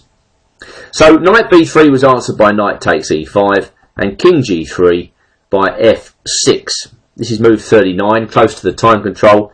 Perhaps cleaner in this position was knight to d3, and if king f3, knight to e1. The point of this is to force White to play king g3 to avoid further material loss, and now, only now, does black start to bring his king across. After f6 as played, White gets a little bit of play after king f4 and then king e4, but black is still up to the task of winning this position. He played b4, f4, and the knight came to g6. Now White played g3, and black brought his knight to e7, and White went knight to d4. g6 was answered by g4, and now black played f5. Another good move, and the first point of it is that if White takes, black takes back with the knight. This should be winning for black. It can create confusion and activity on the king side before White can ever take the pawn off on b4. And if knight c6, well, we just push on with b3. So after f5, king d3 was played. Black took on g4. I think we can see what's coming. At some point, black is going to play h5, and that's a second outside pass pawn. But first of all, black played a tidying up move, knight d5. Again, forcing the white king to an inferior square. And now, with everything complete, the preparations are ready for this move h5. And that really is the death blow. The knight can't defend against two passed pawns. Well, White's split. I mean, his king's got to look after one passed pawn. His knight's got to look after the other. Let's see what happens. G takes h5, king g3, knight d5. And the point of this is that after king h4, knight takes f4, king g5, we've got knight e6 check winning. So black is working with tactics. If white goes f5, we go king f6, and king h4 is answered by knight f4, and if king g3, we go king g5. And again, that leads to a position of zugzwang. So not an easy position for white. Lost. He went king f3, king f6, knight b3, knight e7, king e4, h4. Knight comes back to d4. Again, white's got to drop his king back, but then knight f5, something like this, king e6, and this position. Now we play the crushing move, king d5. If king takes f5, h3, winning. You can see now the problem for white with these two outside passed pawns, and otherwise white hasn't got a move in this position. So, really difficult. Back to the game, white played knight d4, h3 was played knight f3, and now b3, and that was the last move of the game. Let me just show you the winning technique. If white goes king d3, king f5, king c3, king takes f4, knight h2, and now we move in with the knight. Bang. Lovely. And that's the way to do it. So, a very interesting game, a very good game by de Van den Duel, a good fight throughout, and our first experience after queen b8 of d5. I think that's a move which you're going to have to expect quite often when you play this line. The critical position arises when everything gets taken off, knight takes, everything gets taken off on this square, and after e4, knight b6, then white has the choice of where to put his rook. Remember the idea in this line, wherever white does put his rook, of queen to c8, and then either queen to e6 or maybe queen to g4, dependent on circumstances. The next game's only a short one, but it's instructive for our purposes, and it again gives an insight into the solid nature of Queen B8, the mainline move that we are recommending. It comes from the FIDE World Cup played in 2011. It's an all-grandmaster clash between Yevgeny Posny playing white and Peter Heine Nielsen playing with the black pieces. In fact, the actual move order in the game was slightly different to the one that we're used to, so I'm going to just show the normal Queen's Gambit move order. I've taken a liberty with the move order actually from Posny versus Nielsen, but it gets to the same position in the end. Our favoured move order here is simply to accept the Queen's Gambit with d takes c4. And we've been considering the main line where white plays knight f3. Remember, the main motivation behind that move as white is to prevent black from breaking with e5. Black plays knight f6, white goes e3, e6, bishop takes c4, and now this classical freeing pawn break in the centre, c5. White castles, black plays a6. Now white has to make a fundamental choice. Shall I prevent b5 with a4 or not? Well, we're looking at lines where he allows b5. Bishop b3, bishop b7. Nice diagonal for the bishop, looking towards the white king. Knight c3, knight bd7, rook d1, and now, here we go, queen to b8. We have returned now directly to Posny versus Nielsen, where Posny played d5, as a lot of players will. Well, we've seen this once before. Again, I think black's most reliable course here is just to take everything on d5, so that's exactly what happens in this game.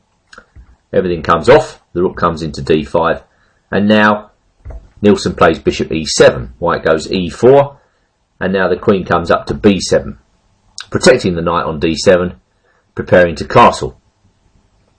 Well, what are the features of this position? Okay, white's got to act fast before black gets his king out of the middle, and then really has a very comfortable game, thanks to the easy plan of just mobilising all his pieces and looking to advance the queenside pawns in the late middle game or end game.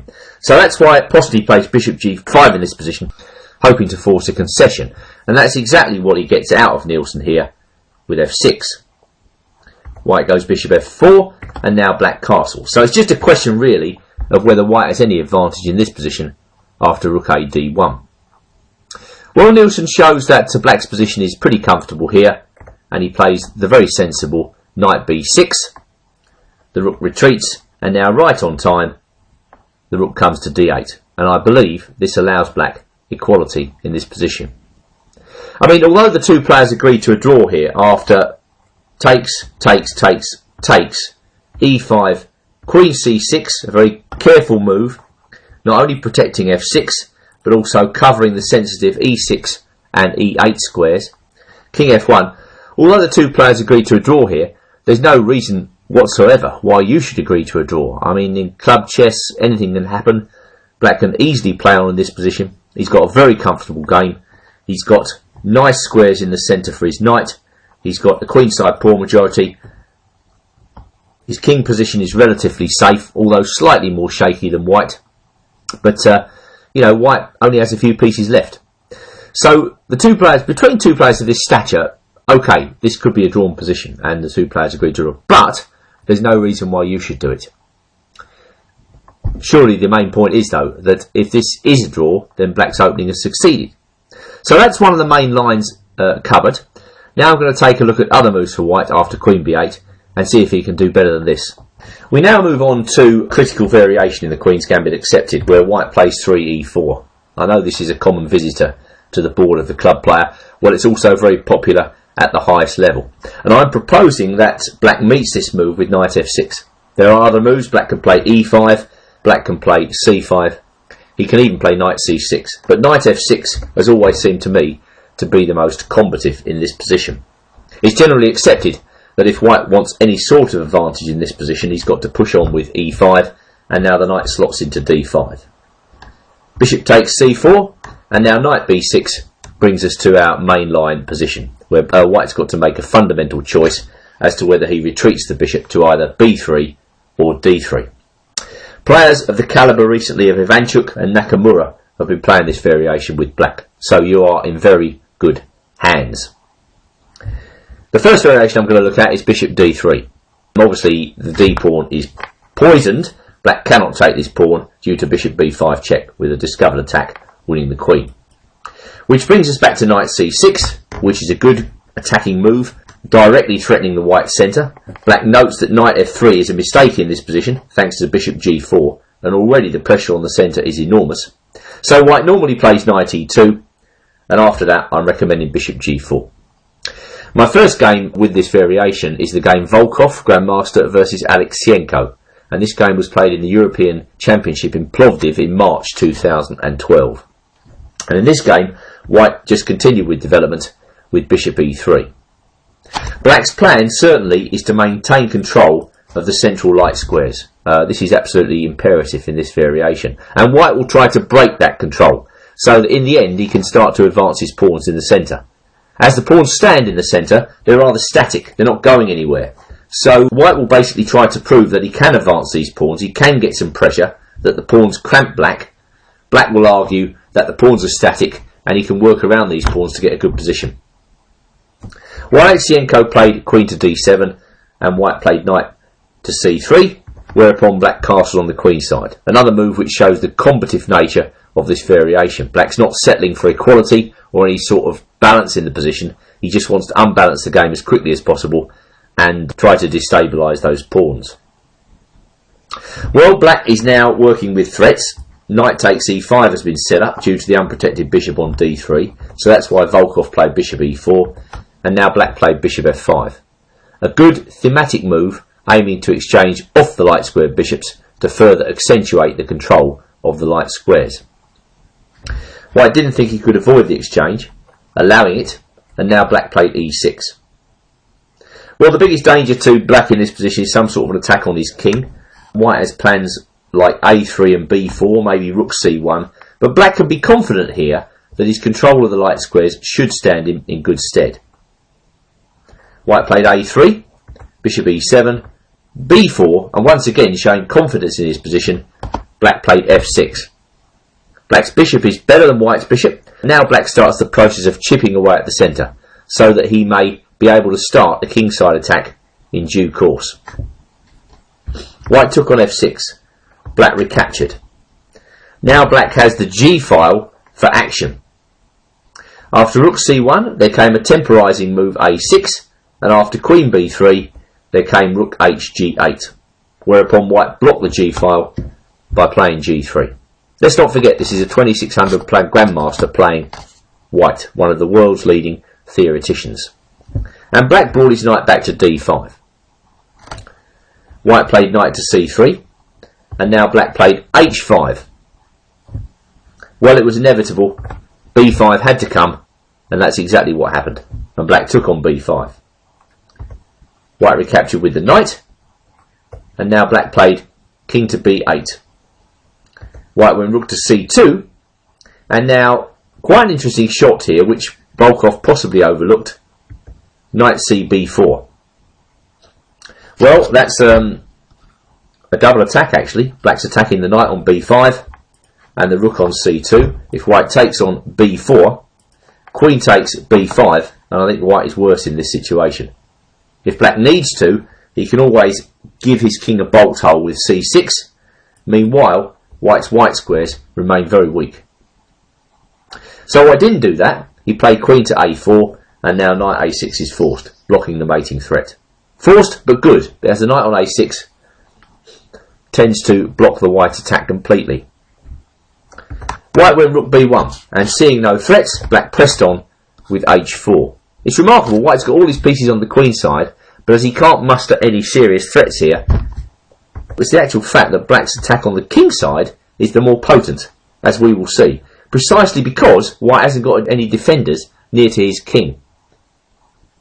Volkov pressed on with knight f4, trying to get rid of the knight on d5 and thus exposing c7. But now a second interference move, and this one far more deadly than the first, the brilliant move, bishop b4. And the point of this move is that if white takes, black has queen h7, and now white feels the lack of defenders round his king in a very serious way. Well, actually this is a winning move, as white is not only threatened with queen h1 mate, the rook on c2 is also on pre. So that bishop b4 move is really good. Volkov, shocked, played knight takes c7. Black took the queen, knight takes a6 check, king a8, and that was the end of the game. White resigned. So a remarkable little game there, where Black played very thematically, maintaining control of the central light squares throughout, and eventually managing to start a kingside attack. Let's carry on then with our investigation of the variation where White expands in the centre with e4, and you'll recall I'm recommending the move knight f6. We'll proceed with the main line, e5, knight to d5, White takes on c4, Black goes knight b6, and now White plays his bishop back to d3. Now we come to the game Dreyev versus Ivanchuk, two world-class grandmasters. This game was played in the French Team Championship in June 2012, so very current at the time I am recording this snippet. And Ivanchuk played knight to c6, attacking the pawn, whereupon White defended with bishop to e3.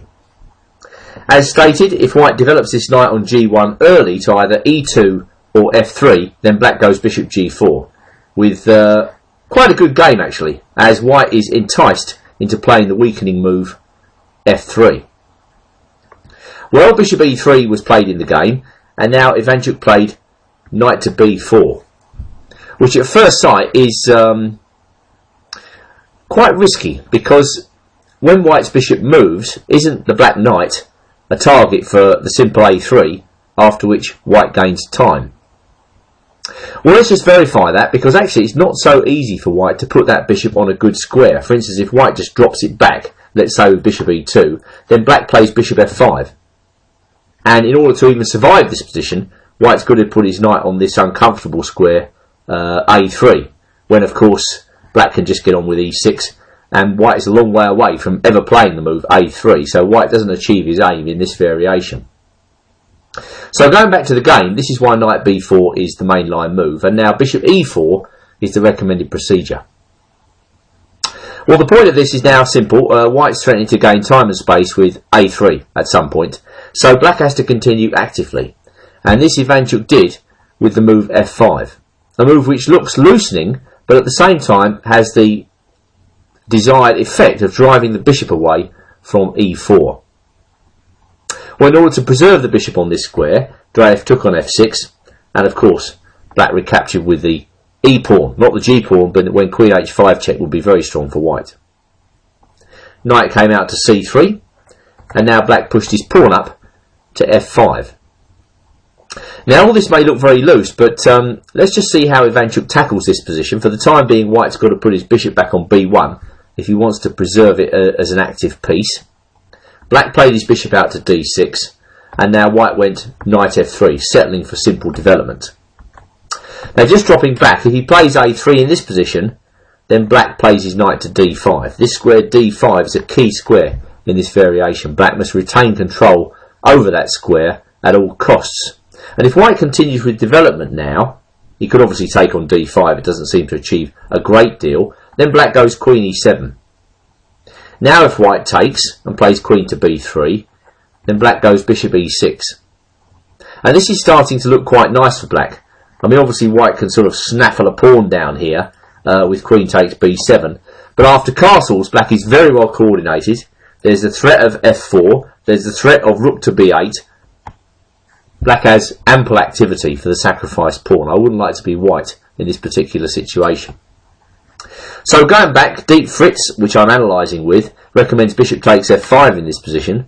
A sharp shot. I mean, if you think about it, if White doesn't do that, then Black's just going to castle and get a very good position.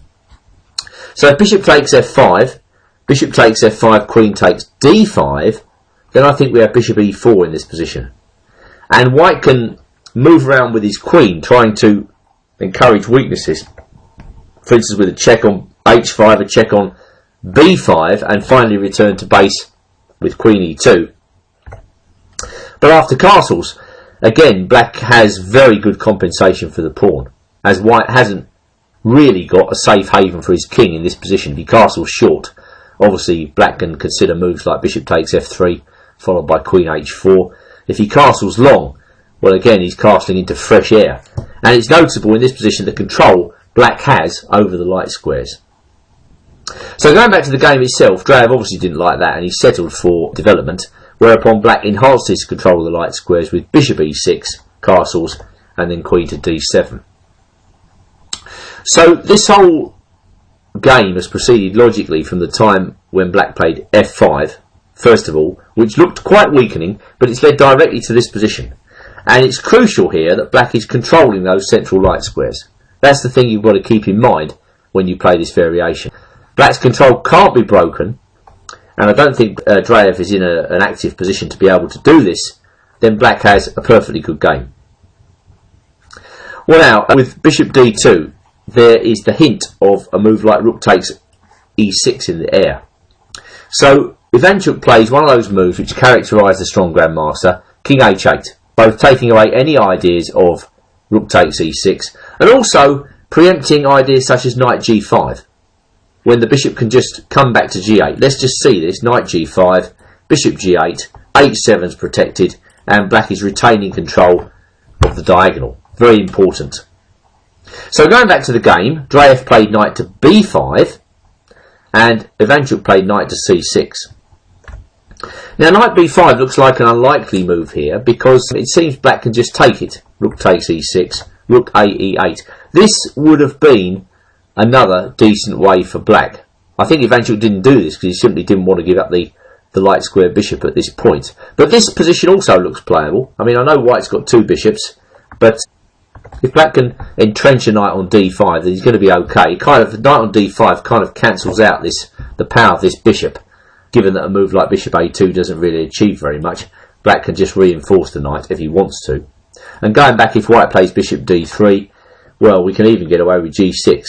That's not a move which springs to my mind first of all, but it's the move recommended by my computer friend. And if bishop h6, black can redirect his rook to e7, something like this. It's difficult for white to break black's control of the light squares. Black has plenty of play in this position. All this, of course, makes Ivanchuk's choice interesting. He played knight c6, bishop d3, bishop d5. He's letting white take the dark square bishop, which Dreyev did. But given that this bishop is not that impressive at the moment, I mean, you know, it's looking at the pawn on d4. It's difficult for white to activate it, as long as black keeps those light squares monitored. Bishop c3 was played, queen g6, knight h4, queen g5, knight f3, queen g6, and the two players agreed to a draw in this position. Once again, I have to say that it's difficult for white to break black's control of the central zone. You know, he can't move this knight because of the mate on g2, and if he plays a move like, for instance, g3 in this position, then it's all starting to become very weak around the white king. I mean, perhaps black could continue with something like rook a d8. That looks like a natural move here. Or maybe the idea of knight c4 is interesting, coming back to d6 and into e4. Black would have ample chances in the type of position that arises after g3. So two world-class grandmasters decide there's not a lot going on in that position and agree to a draw. So just to summarise, going back to the opening variation, bishop c4, knight b6, bishop d3, knight c6, bishop e3, remember that knight b4 and then f5 is the way to go for black, maintaining control over the central light squares. When black hits the white bishop on c4, there is the possibility for white to retreat his bishop, not to d3, but to b3. I'm talking about this position. We've been looking at bishop d3 so far, but bishop b3 is a lesser known possibility. It doesn't cause black too many problems, and I'm going to recommend the fluid move here, bishop to f5, as a good reply. Now, the first point about this move is that it is very important that white can't play queen f3 in this position successfully, with a double hit on the bishop at f5 and the pawn at b7. Obviously, beyond that duo, f7 is hanging, so black has to be careful, but I think queen c8 solves any great problems in this position. White plays a move like knight e2, black goes e6, and black is well placed to play a move like c5 or knight c6. White's queen is in the wrong place. So going back to bishop f5, we now come to the game Royhicek versus Velika. two international masters, played in the Friedeck Mistek tournament in 2011, where white decided to play knight f3 in this position. And now black just got a very comfortable game by first of all blocking the bishop on b3 out of the game. I guess that's why more players don't play this variation with white. The bishop on b3 is, blocked out by this pawn on e6. White castled, and now black broke in the centre immediately with c5. We're going to see in a subsequent game that black can play knight c6 in this and similar positions, and also this is a good possibility. But c5 attacks the centre straight away, and therefore must be considered. Wojciech played bishop g5, black played bishop e7, white took on e7, took on c5, and then put his knight on a3. Presumably he puts the knight there with the intention of playing rook to c1, gaining a tempo on the queen. Now what I like about this variation from black's perspective is that his development flows. There's no particular problem with any piece. For instance here, Velika just played knight c6, not fearing any threats. He can simply castle. While black played the crushing move here, knight f3 check, a move which forces instant resignation, as this is a deadly discovered attack on the queen, and beyond that the back rank.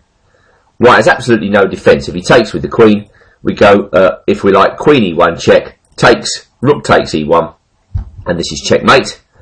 Going back to knight f3 check, as I say, this is a completely knockout blow. What is white to play? If he takes the pawn takes knight, rook takes queen, king f1, rook takes queen, white loses in all cases. So just summarise, and from the top to summarise. In this variation of the Queen's Gambit accepted, when white retreats his bishop to b3, it looks like bishop f5 is a very satisfactory response. We'll go on to investigate this move further in our coming games. One of the more dangerous attacking lines against the Queen's Gambit accepted goes as follows: knight f3, knight f6, and now white plays knight c3. This might seem like some sort of offer to transpose into a main line, but the fact is white wants to expand in the centre with e4 and then take on c4 without tears. In other words, white wants to have his cake and eat it. Black has got to confront this idea head on. a6 is the best way, allowing white to get on with his plan, and now black goes b5, ambitiously trying to consolidate the extra pawn. White goes e5, black goes knight d5, and now a4 is the mainline move. My first game in this important system comes from the German Oberliga, played in February 2012 between Dirk Hummel and Dieter Norup, and it gives an indication of the possibilities for both sides in this position. Black played bishop b7 in the game, and white launched a forcing sequence with a takes b5, and in order not to lose the pawn on b5 here, black's got to take on c3. This frees white's hand to a degree and enabled Hummel to play bishop a3, which looks like it cramps black's style from the perspective of stopping him from castling on the queen side. We'll see later that e6 is also a very interesting move in this position, and black has to know what he's doing against it in order to survive. But bishop a3 for the time being was met by e6, and white took on f8. So white has gone through with his objective of stopping black from castling on the king side. But against that, pieces have been exchanged. Black's still a pawn up, and if black is careful here, he should be able to consolidate this position. Well, white played bishop e2, taking his time, and black played g6, just providing a little bolt hole for the king, should that be necessary. White went queen b1, a common type of idea in this position, hitting the pawn on b5, and black played his bishop to c6. Also possible, certainly in this position, was queen up to d5. Although you've got to be a little bit careful when you get this type of configuration that white doesn't suddenly spring some sort of skewer with bishop f3 on you. For instance, moving the knight to h4 or g5 and then bishop f3. Of course, at the moment, white can't do that. That would take a little bit of preparation. But after castles and then knight e1, that threat would be a distinct possibility. So that's probably why Nodort plays bishop c6. And seeing nothing better, white just gets on with trying to lever open the king side with h4. It's quite a dangerous move, because, you know, the threat of h5 has to be respected. Well, now Nodorp, I think, commits a typical error in this position. He goes h5, which restricts his possibilities, let's put it that way. Much more flexible here was h6. I think that is the correct move, both keeping the knight out of g5 and allowing black after h5 to go g5. I think if white tries to creep onto the dark squares here, black can just consolidate by putting his king on g7 and then his knight on d7. All bases covered, and black is in good shape here with the idea of queen a8, and if white plays queen e7 against that, well, we can switch our queen back to f8. Let's just see this mechanism in action. Queen a8, queen e7, and then queen f8, forcing the exchange of queens. And this type of thing, of course, will be very good for black. So after h4, probably you should go h6 here. h5 allows white new chances after knight g5. And after king g7 by black, Hummel played a very good move, what should have been a very good move now, rook h3. Well, the point of this is clear. White's bringing his rook to g3, and then he wants to sacrifice a knight on f7. And black's got to be extremely careful against this threat. He played knight d7 in the game, and white lashed out with g4. Well, white should have played more patiently here. He could have played bishop f3 in this position, and after queen a8, he could have gone rook g3. I think this would have been very promising for white, and highlighted the weakness of the move h5 from black. For instance, if black plays rook e8 here, now we go crunching in with this sacrifice. And this is very difficult to meet. Black's got to play knight f8, I think, to hold up all hopes of white's attack. White just goes back to g5, bishop takes f3, rook takes f3, and black is in serious trouble in view of the threat of rook f7 check. Why, even here, he can play just king d2 and maintain a big advantage. But in the game, white lashed out with g4, black took, white recaptured, and now black played an excellent move which completely busted white's attack.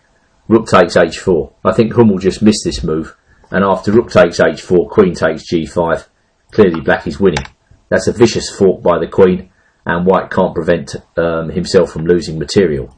So in the game itself, white went f4, black took on g4, calling white's bluff, rook h7 check, king g8, and in this position white resigned, because basically he has no attack left. So quite an instructive game there, certainly not error free, but very thematic from the both sides' perspectives. And of course, one of the most important things to learn about this game is the idea of h6 rather than h5 when white pushed forward on the king side. We are concentrating on quite a dangerous attacking line by white in the Queen's Gambit accepted, where instead of e3 he plays knight c3. He's trying to take the centre immediately with e4, get his pawn back on c4. In other words, he's trying to have his cake and eat it. From my perspective, black should take this variation head on, and so we're recommending a6. White goes e4, and now black plays b5. Clearly there are more half-hearted continuations for white, where he doesn't gambit a pawn. We'll see those later. But for the time being, let's look at a game from the Mitropa Cup, played in October 2011, between Gabor Nagy, Hungarian, and Didier Collas, France. And, well, in this game, white went on with e5, knight d5, a4, black went bishop b7, and now a very sharp move by white, e6. Now clearly this is a very dangerous idea, and one of the ideas is that white is trying to prise open the black king side. So for instance, after a move like f takes e6, knight e5 is quite dangerous, setting up ideas of queen h5 check. Fortunately for black, I think f6 is a good move here, however unorthodox and strange it may look. And the main rationale behind this move is that if black is able to defend his king side, then the pawn on e6 is toast. And once black gets this pawn, then he's going to have lots of pawns in the centre and usually a winning position. It's worthwhile noting here that knight e5 doesn't work. This stab with queen h5 check is just not working. Black plays rook g8. So for the time being, black has all the tactics under control, and f6 is the main line move. I remember seeing some games from Tony Miles back in the 1980s where he won with this move quite comfortably, f6, and being very impressed that white couldn't drum up any sort of advantage here, any sort of attack. Well, Nagy played bishop e2, black took on c3, and now queen to d5.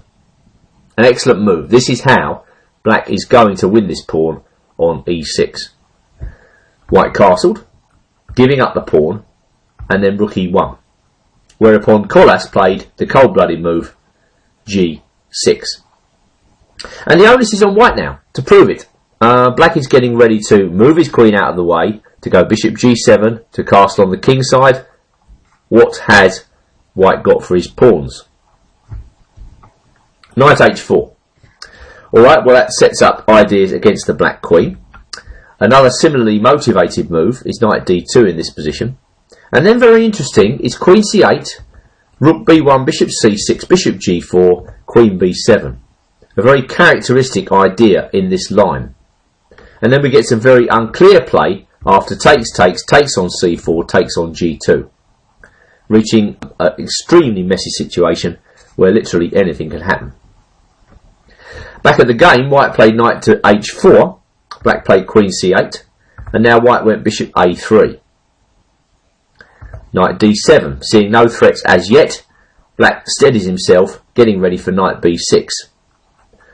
Another good effect of knight b6 not only is that it puts pressure on a4, knight d5 is coming, which protects the black king side. Well, this really is the critical moment in the game, because if white doesn't have anything in this situation, then black is obviously clearly better. Couple of pawns up. We're trying to find compensation for white. Certainly Nagy's solution, d5, doesn't really convince. Well, he can take on b5, but black recaptures. What exactly is white doing in this position? Everything seems to be covered in the black camp. e7 safety protected. White shouldn't really have enough. And in the game, this is how it goes. He plays d5. Black takes it, of course. White goes bishop f3. And now black anchors his knight by playing c6. And after queen d4, again a very cold-blooded move by Collas, e5. He's not afraid in this position. The main point of e5, the first point, is that after rook takes e5 check, black has the splendid move king f7. Yes, black has given back a pawn, but he's still a couple of pawns up. He's threatening to exchange pieces. The bishop on a3 is now ready to be taken, as is the rook on e5. If white retreats his rook, we take on a3, and then we just go rook e8. Easy consolidation. So with rook takes e5, going back to the game now, not working, white tried bishop g4. Black went queen c7, protecting e5. Again, the onus is on white to do something. He's material behind. But knight f3 was a very sort of limp idea. Nevertheless, if white takes on f8, plays king queen d2 after king g7 once again, I just can't believe that white has anything here. Black's getting ready to centralise the rooks, and there are no tricks. So knight f3 in the game, at least setting up ideas of knight takes e5, bishop takes a3, knight takes e5. Well, if rook takes a3, let's see, probably the easiest move's queen e7. And now there are two white units under attack. So that's why he goes knight takes e5, but once again, Collas shows his cold-blooded nature by castling.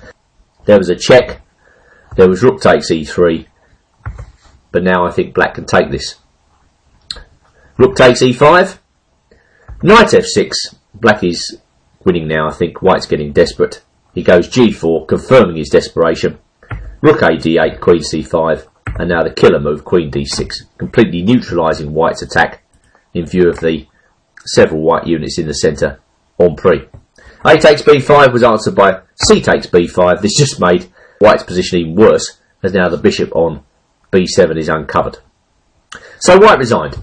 In short, going back to the opening, I think e6 can be successfully answered by f6. My last and pretty interesting game, featuring this aggressive system that white is employing with the sacrifice of the pawn on c4 and then this brazen advance in the centre, comes from the Moscow Aeroflot Open played in February 2011 between Inna Ivakinova, grade 2324, and Oleg Yuferov, grade 2367.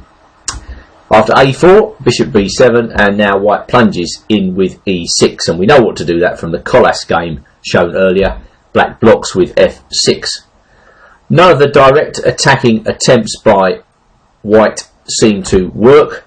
It's worth mentioning once again that a takes b5 is answered by knight takes c3 here, with an okay position for black, who is threatening something like bishop d5 and then rounding up this pawn with the help of moves such as queen d6.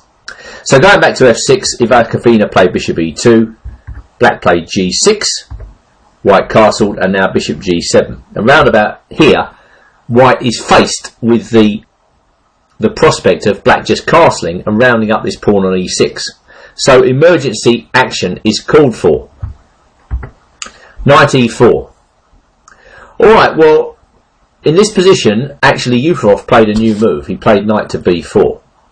There are other decent moves here. For instance, in the game Nemeth versus Adianto, New York 1994, black played knight b6, white went knight c5, black went bishop d5, white went rook e1, and black castled. Now you may or may not think this is a more secure position than Yuferov gets in our featured game. I think Yuferov probably, by playing knight b4, was being deliberately provocative, and white allows herself to be provoked by bringing the knight into c5 and then initiating this liquidation on the queen side. A takes b5, rook takes a8, and now b3, bishop d5. Of course, the difference between this position and the Adianto example we saw earlier is that black has not yet castled, and white tried to intercept this by taking on c4 and giving check.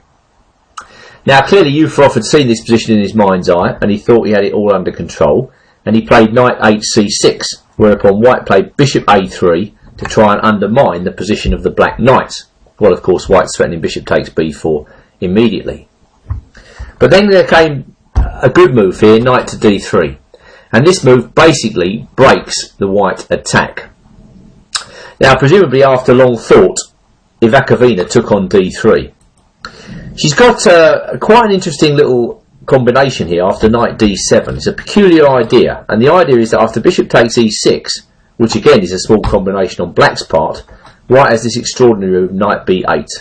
Queen takes b8, and then queen takes c6 check, with the hope that after queen takes c4, the black knight is left in a little bit of limbo.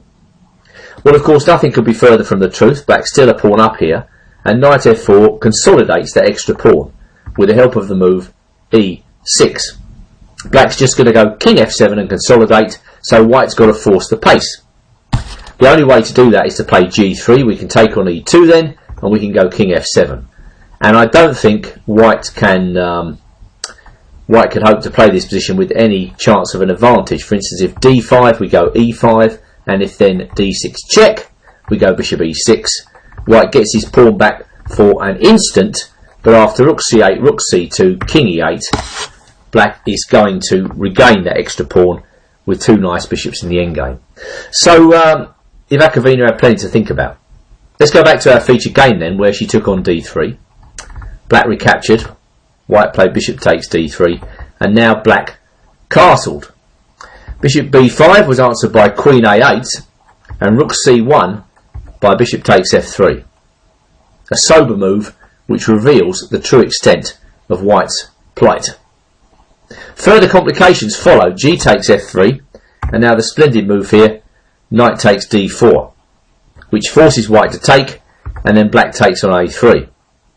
So white's managed to crawl into some sort of semi-endgame here, or late middle game, with opposite colour bishops on the board, and he even gets the chance to get his pawn back.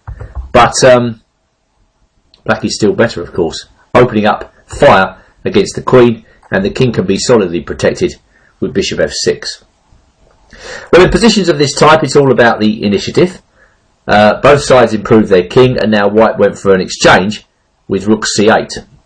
Black took, white recaptured, and now queen b2, with ideas of bishop to d4. Queen came to d7 to try and prevent that, but black came from the other side with bishop h4. And now we can see that white is in some trouble. She played king h3, black nabbed the pawn with queen takes f2, queen d3, and then bishop came back to f6.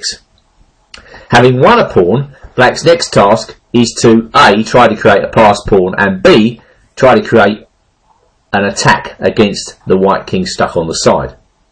The problem for white is that all she can do really is to try to get the queens off and scramble to some drawn opposite colour bishop endgame.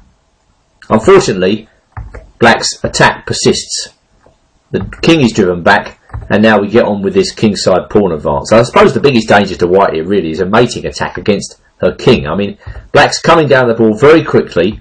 This pawn on h3 is very intimidating, and after bishop d4, it's now getting extremely difficult for white, as king f1 is answered very, very nicely here by queen to g5. King h1 was answered by queen g5 anyway.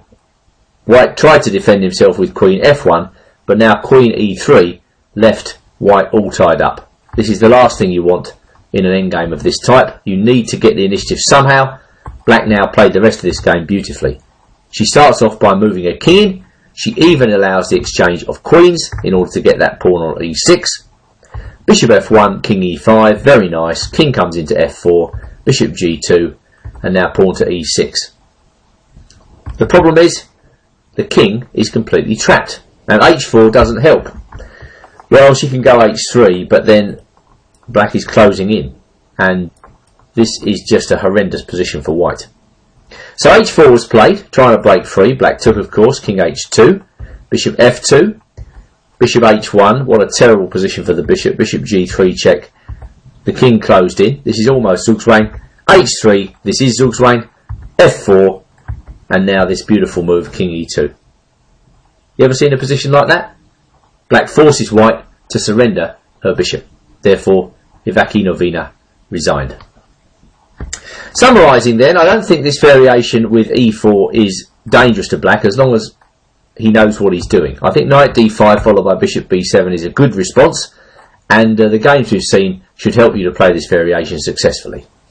My next example of this very sharp system, where white almost permanently gives up the pawn on c4 and takes the centre in a very aggressive way with e4, comes from the Cow Chess Masters tournament in 1981 between Mark Orfalia and international master Ed Formanek.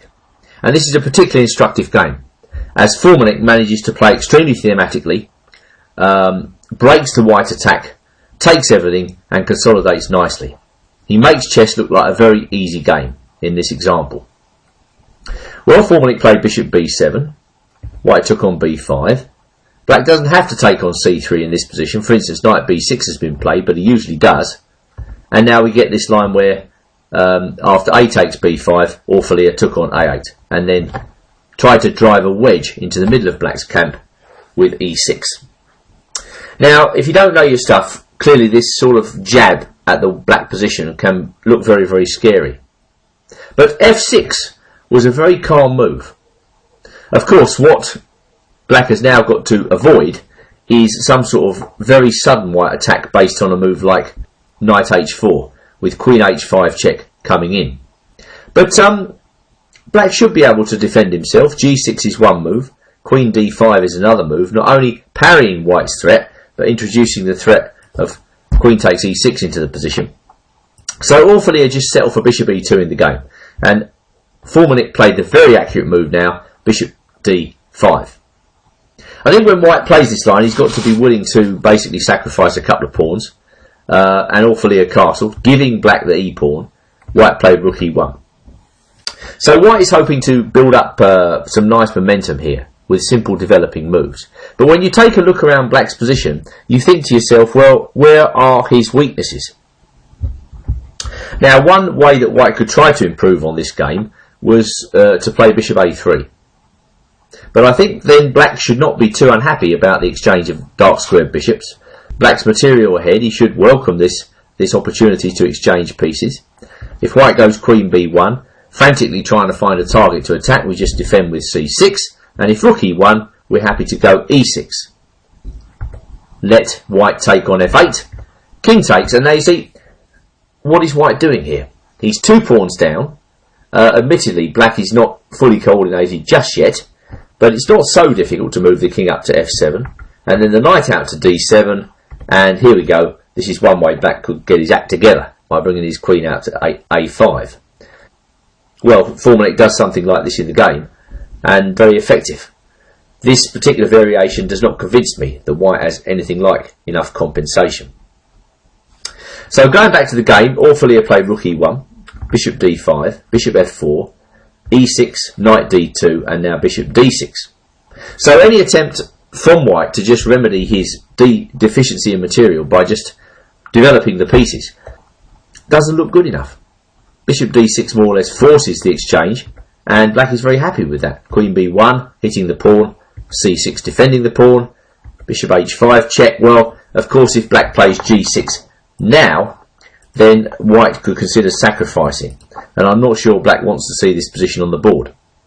So he plays king to e7 in the game, knight to e4, and now Formulaic shoots out to a3 with his queen, introducing counterplay based on a subsequent capture of the pawn on c3. And white's got to continue trying to batter black into submission, really, because, well, as I say, he's just 2 pawns down for nothing if he doesn't. So he went f4, g6 attacking the bishop, bishop came back to f3, and now Formulaic played his knight to d7. So everything is covered. White went rook e3, seeing nothing better. At least this enables him to move his knight. That was what was tying down the knight previously, but now rook a8 was a very good move. The last piece comes into the game, and black is just simply going to exchange pieces with queen a1.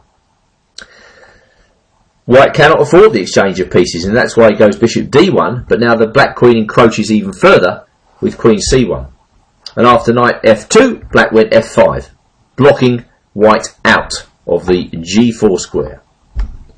Rook h3, h5. There's no need for black to panic here. He just keeps the white rook at bay. Eventually counterplay will come down the back with either rook a2 or rook a1.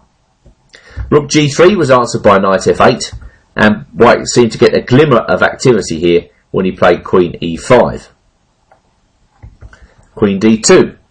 Formulaic is not going to be bluffed, and Orfilia played rook e3.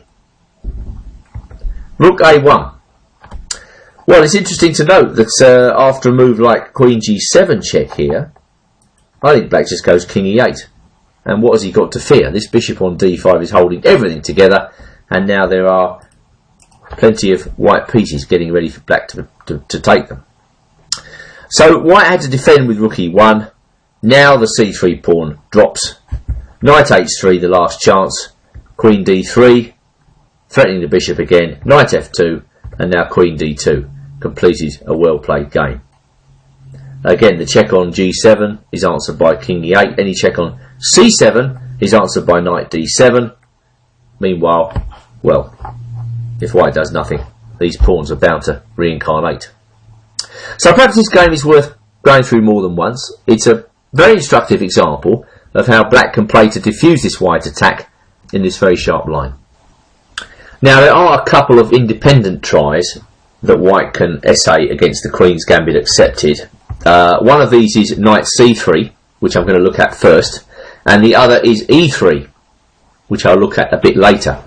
The main objection to both of these moves, supposedly, is that black can break with e5. White is not securing the e5 square, so black is supposed to be able to free up his game with e5 and get a reasonable position.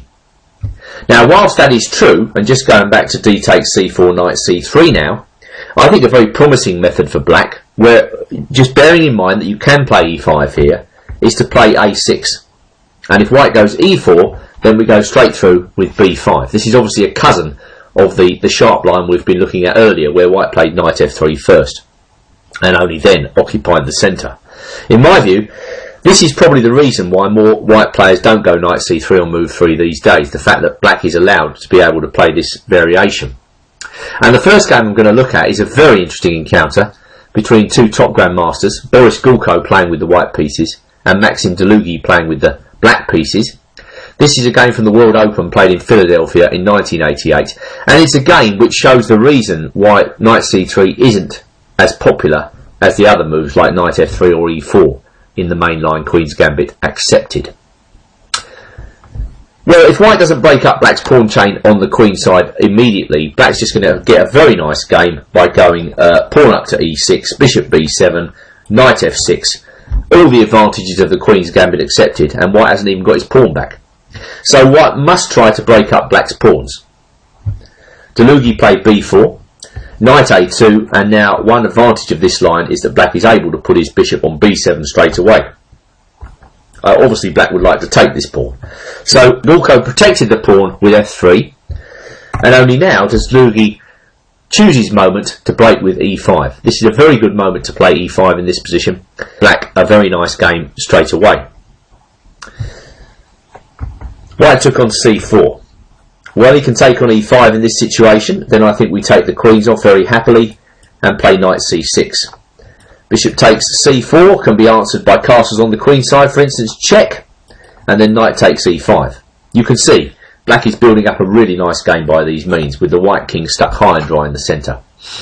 Obviously that's not what Gulko wants. You don't play this line to be half-hearted. So white took on c4, black took on d4, white played queen to b3, and now Dlugi played queen to e7. Now whilst this might seem counterintuitive, blocking in the bishop, black is making it difficult for white to simply get his pawn back. While these black pawns remain on the board, it's actually really tough for white to take his attack any further, as you'll see. Now Gulko played knight h3, black played knight c6, setting up the threat of knight a5. Gulko continued to develop with bishop g5, and now Dlugi played an exceptionally sharp move here, f6. This move presents a direct challenge to white's opening variation. Basically, black is trying to refute everything that white is trying to achieve. And Gulko played bishop takes g8.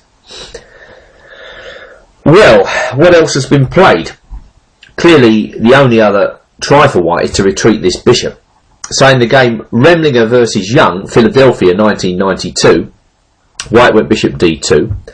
Black went knight a5. That's the main problem, I think, with this way of playing as white. Queen d3, and now c5. And however white plays this, I don't think he gets enough compensation for his sacrifice material here. For instance, knight f4 was played in Remlinger Young. Black took off the bishop. Now queen f7 is a good move, and I don't think white has enough compensation. However, he plays it. If he puts his queen in on e6 check, then the cool knight e7 is black's best reply. And I just don't see what white's doing in this position. This pawn chain is keeping white out. If h4 to secure the position of his knight, then we can take the queens off and go rook c8. And if rook c1, the surprising b3 nabs the knight. Just going back, therefore knight c1 might be better. Well, now king d7. That's the point. We attack the knight, drive it back, and then knight g6, just develop our position. This gives black a winning position. So going back to queen f7, queen e6 check is not good enough. Knight d5 was played in this game Remlinger versus Young. Black took that off, played rook d8, queen takes a6, queen takes d5, castles. This was the course of Remlinger Young, which actually white went on to win. But Young didn't find the best move here, which is king f7. And after that, I think black is in the ascendancy. For instance, if white tries to redeploy his knight, we go c4, with a truly ferocious pawn advance coming up. If knight e2, then rook a8 is good enough. And now after queen b5, black can trade. All nice, and then bishop c5. Knight g3, c3, knight e4, bishop b6, bishop c1, and now d3. Wins a piece. Black doesn't even need to develop his king side here, although of course he could have played knight e7 a little bit earlier.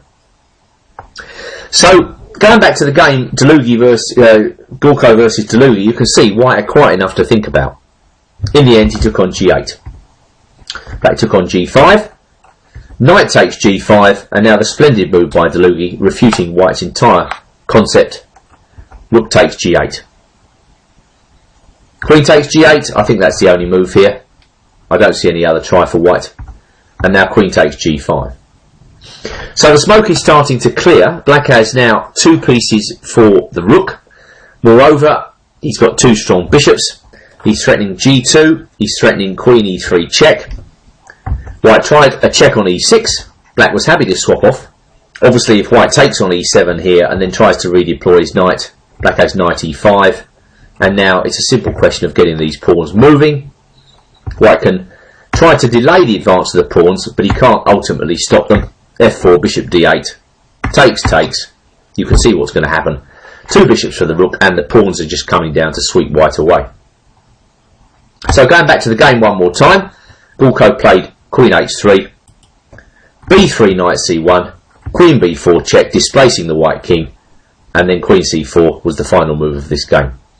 Not only stopping white from playing queen e6 check, but introducing the crushing threat, queen to c2 check, which finishes white off at a stroke. So it seems as though knight c3 can be answered by a6 and then b5. We'll be going on to looking at this variation a bit more closely in future games. Well, if that last game Gulko Delugi didn't convince you that this line isn't very good for white, then perhaps this one will. It's a game from Baghdad, played in 2010, between Amjad Ali Al-Bahadli, playing white, grade 2252, and Noah Al-Ali, grade 2377, playing with black. And it's same type of thing as last time. White takes the centre with e4. He breaks up black's structure on the queen side with a4. Black's happy to push on. Bishop b2, counter-attacking against e4. White protects. And now, whilst Delugi played e5, maybe better still, it's to develop a piece with knight c6, which is what Noah played in this game. And this is a very awkward move for white to meet, as black is hitting that pawn on d4.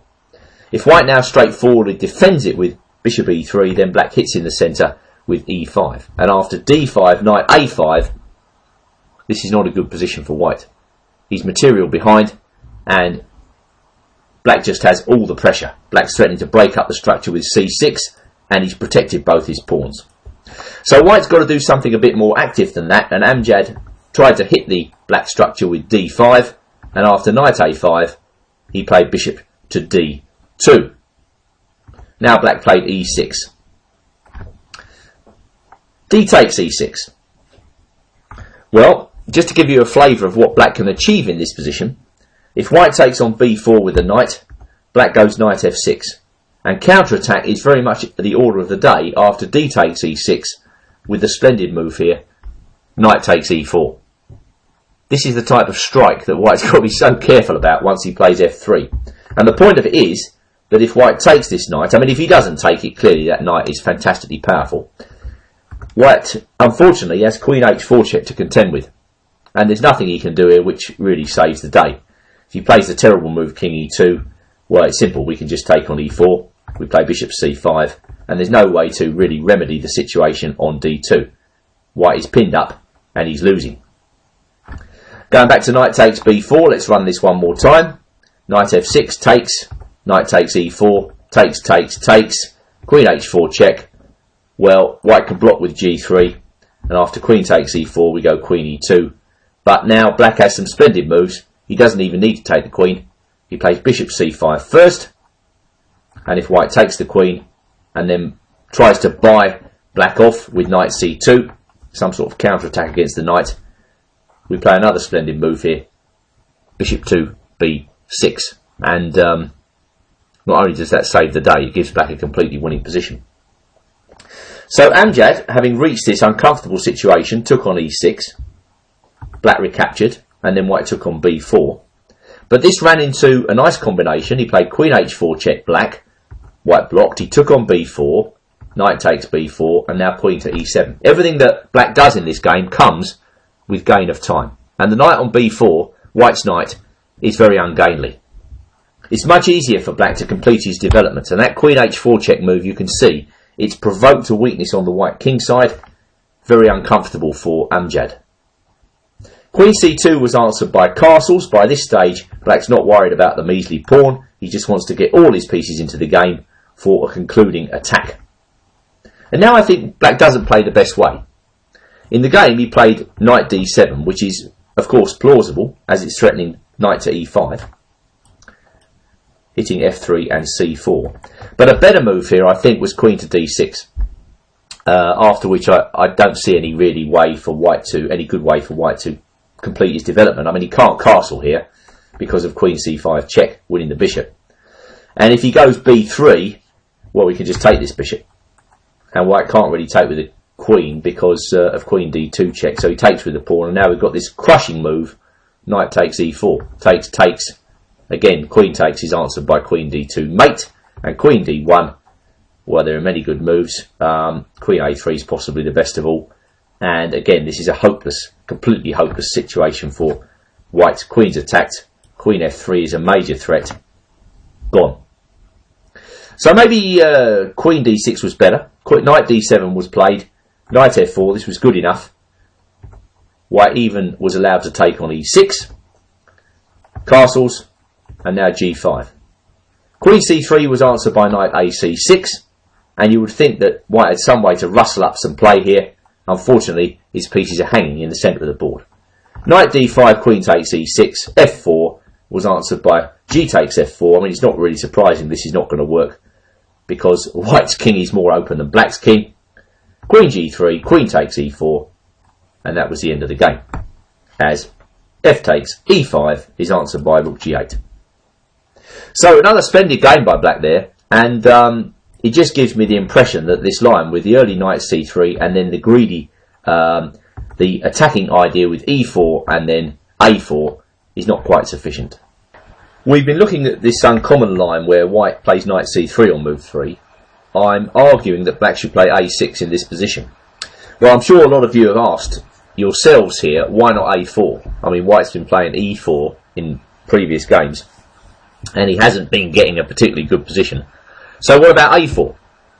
Well, now we come to the game Anastasian versus Sakhaev, Leningrad Interzonal 1990. And black responded with e5. That is one of the traditional ideas in the Queen's Gambit accepted as black, where white doesn't play an early knight f3. You can respond with e5 and open up perspectives for all your pieces. This is quite a good moment to do it, because white's played this move a4.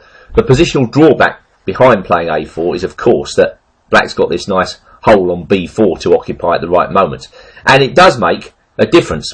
For instance, if white plays e3 in this position, black can immediately take advantage of this slight difference of position on the queen side by playing knight c6. And if d5, knight a5. Well, you see, white can't even play bishop takes c4 and queen a4 check here, getting his pawn back, because he's got this pawn on a4, which in turn has weakened the b3 square as well. So after knight f3, knight f6, black's just simply better. He can bring out his bishop to c5, or he can put it on b4, and white's struggling already to regain his pawn.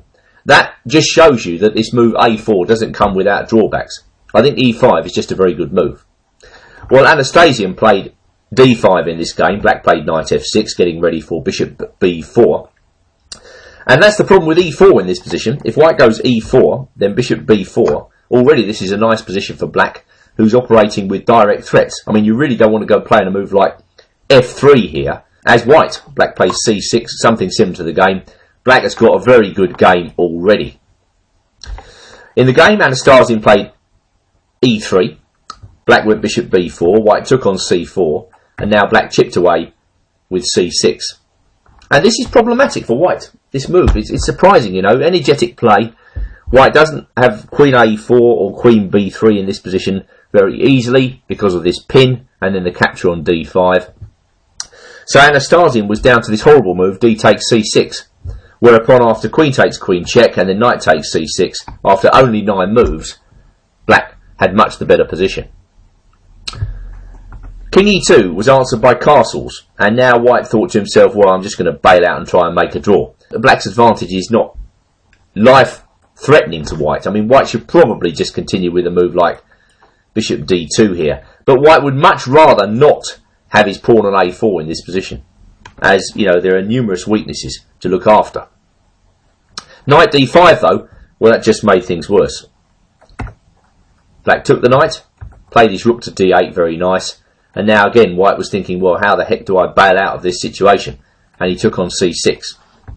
b takes c6, knight f3, but now black played a very good move, a5. The light squared bishop, very powerful, coming out to a6. White's king is in serious trouble. And White's problem can be seen after knight takes e5. That this is not what White played, and you'll quickly see why. f6, knight goes to g4, h5. Out of nowhere, the knight has been trapped. So in the game, Anastasian settled for a horrible looking move, knight g5, as much to give the king a square as anything else, and now black continued pounding away with f5. h4, h6 to send the knight to the edge, bishop e6, black is well on top. f4 was answered by e4. This doesn't remedy the situation in any way, and black was able to just continue building up with rook d7. King g3 was answered by bishop b3. Obviously black is in complete control. It's just a question of how he's going to do this. Sakai finds a nice way, prizing open the king side with a possible view to swinging the rook across to g8 to add fuel to the flames. King h2 was answered by h5, and rook g1 by rook a d8. Rook h1, bishop e7. It really is just a question of how and when black is going to break in. King h3 was answered by rook d5 and king g3 by c5. King h3, c4. Black is continuing with the restriction process, and it's just feeble to see white moving his king to and fro. That's the only thing he can do. Rook e1 was answered by bishop f6 and rook e2 by king f7. Black is targeting b2 perhaps. King h3 was answered by rook b4, or could it be the errant pawn on a4? Who would have believed that that advance on a4 would lead to white's demise? And now rook d2. Well, black took this rook, happy to see a winning ending coming up, and now obviously bishop takes a5 will be answered by bishop takes b2, and this c pawn is just walking home. So bishop c1, well, bishop b3, knight h1, a4, knight g3, bishop d1, everything protected, knight f1. Again, nothing's working for white. If he goes knight takes f5, then bishop g4 check picks up the knight. So knight f1, bishop e2, knight g3. A terribly feeble game by white. I mean, for a grandmaster have to endure this type of torture must have been absolutely horrible. Black can take his time, wandering in with the king, and then finally creating a pass pawn by force. White had quite enough. So going back to the opening, it's funny, you know, this move a4 does make a difference to the position, and I think black can start the process of exploiting that by playing the immediate and energetic move e5. A very popular variation from white's perspective in recent times has been the line with e3. White's hoping to gain a little from not having developed the knight on g1 early. Perhaps in some lines he even intends to recapture on c4, then play knight e2. Perhaps not. At any rate, this gives black the independent opportunity to play e5, and this is an opportunity I think black should take in this line. Black is able to saddle white with an isolated queen's pawn and get comfortable development, in my view. This is a very solid way to proceed with black and can be recommended. My first example of this line comes from the Rockville Platonov Memorial Tournament played in July 2012 between Gregory Kaidanov, Grandmaster, playing white, and Adrian Mikhail-Shishin playing black, veteran Grandmaster who today spends more time training than anything else. Well, white played bishop takes to c4 and black took on d4. So there we see the isolated queen's pawn. But this is a more comfortable line for black than normal from the isolated queen's pawn, as black has loads of options with his minor pieces. Bishop d6 is a very comfortable move, knight f3, knight f6, and both sides castled. Nothing could be more straightforward than that. And after knight c3, black's got to make his first choice. What really is he going to do with his queen's knight? There's an obvious plan here of playing c6 and then playing this knight around to b6. That's a little bit time consuming.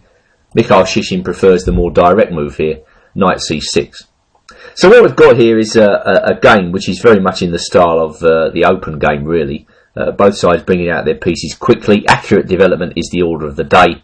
And with knight c6, black's idea is to go bishop g4 and to put pressure on d4. So white prevents this with h3. And similarly, I think Black should be concerned about white's idea now, bishop g5 and knight to d5, so he plays h6. This kind of looks like some variation of the Petrov, where white has played an innocuous isolated queen's pawn system. While Kaidanov played the obvious move here, rook e1. In the game Biolek versus Fodor Sibinik 2012, white played queen to c2. And after knight b4, queen b1, c6, black was reverting to the other plan of putting his knight on d5. Also a very characteristic manoeuvre, which we see in many lines of the Queen's Gambit accepted. You see the knight on d5 restricts that bishop on c1. The bishop can limp out to d2, but that's not much of a square. Moreover, I think white would have liked to have played a battery with his queen on d3 and his bishop on c2. Well, again, that doesn't seem very possible in this position in the immediate future. So black is pretty comfortable here. White played queen d3, black played bishop e6, white went a3, getting ready for this idea of maybe bishop b3 and then bishop c2. That's difficult to arrange. Fodor just continued developing his pieces. The bishop limped out onto the board, and now black played knight c7.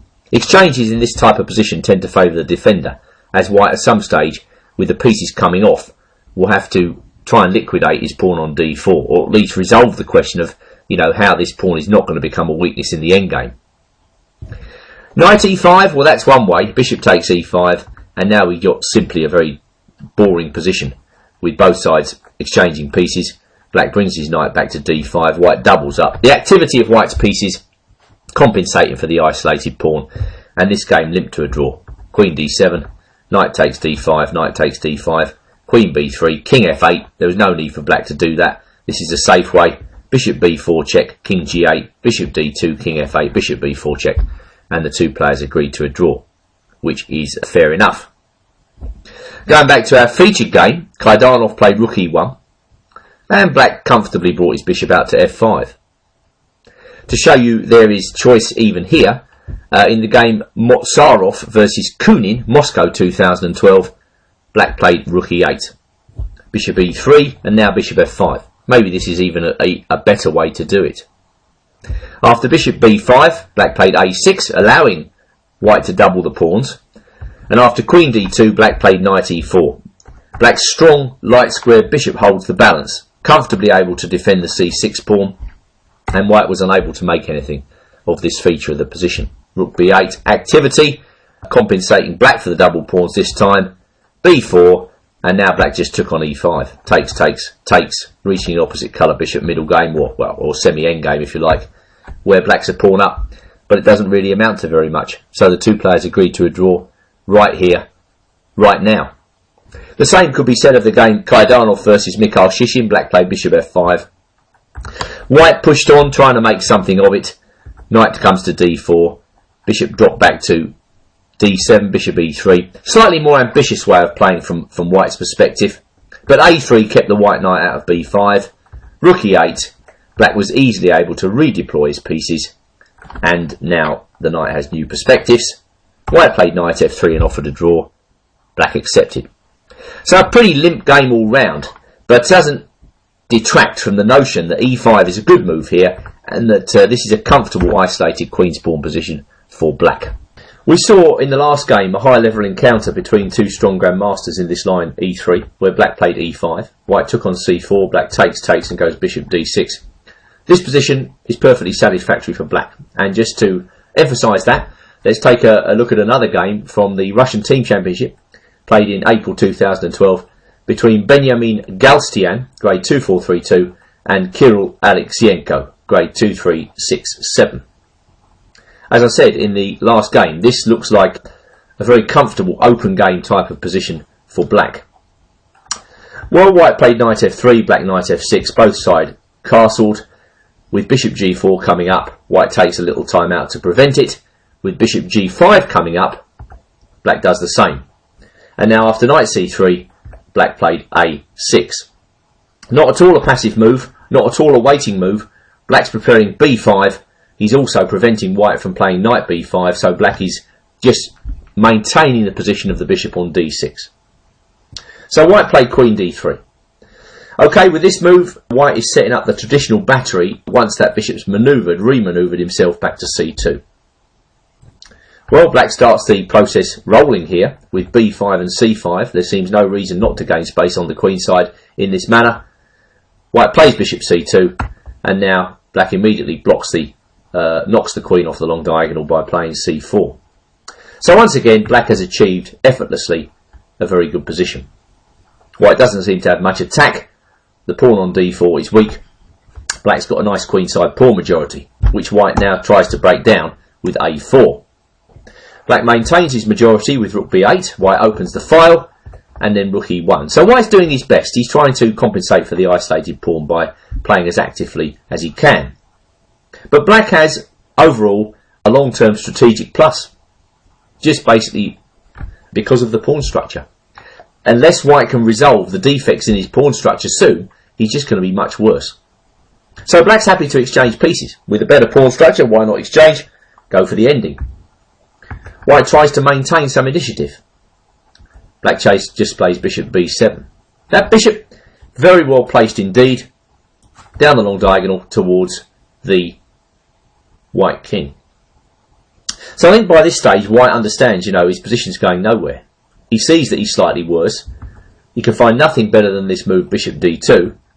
And now black plays knight b4. A nice active move, promoting exchanges.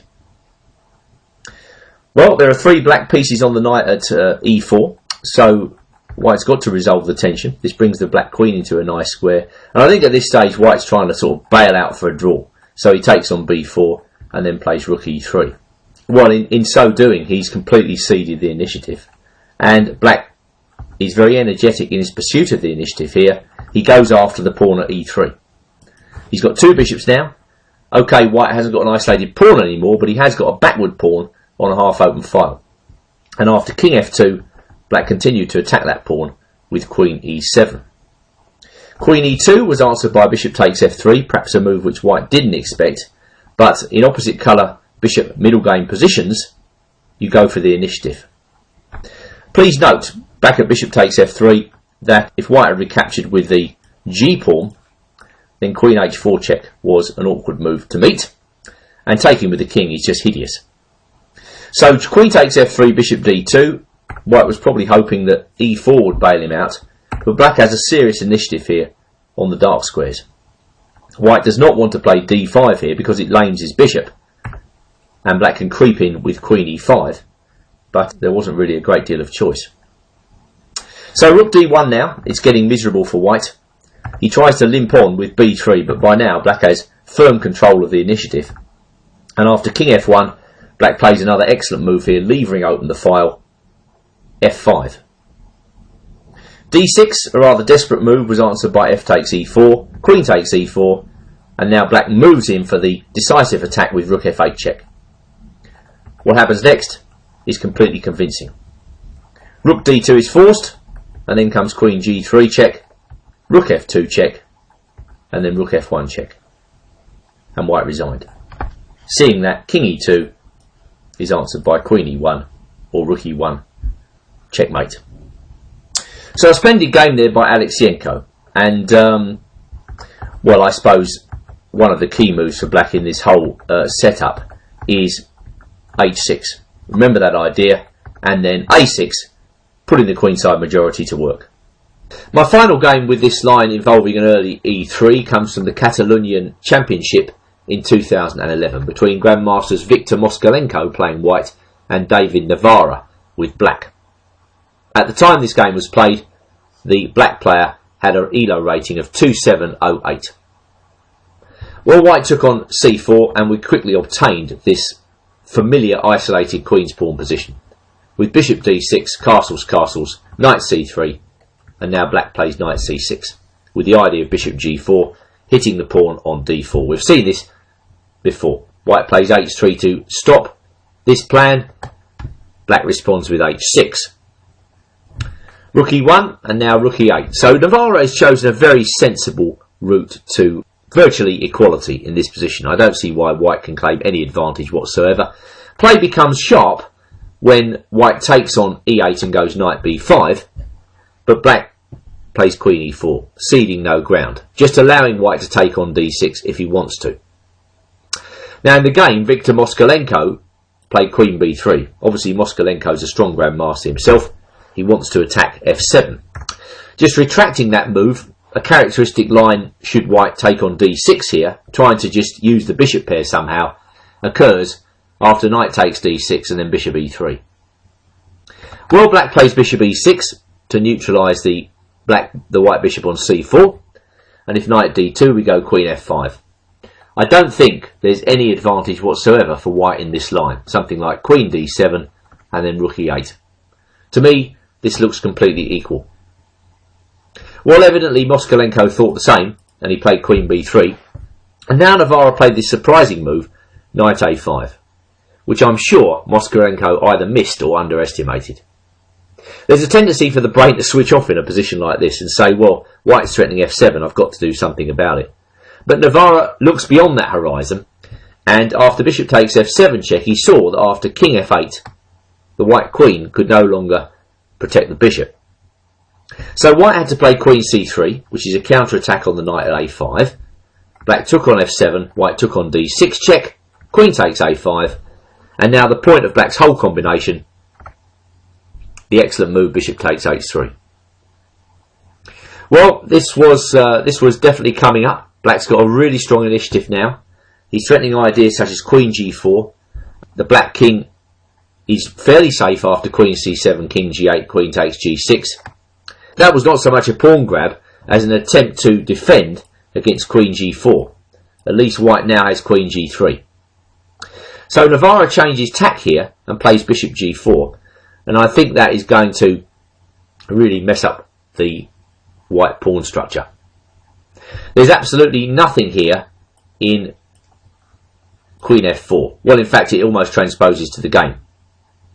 White went bishop f4, black took on f3, queen takes f3, rook e1. I suppose Moskalenko played it this way round because at least he's got his bishop developed. If he played queen f4, we would have had a similar position with the bishop still on c1, locking in the rook.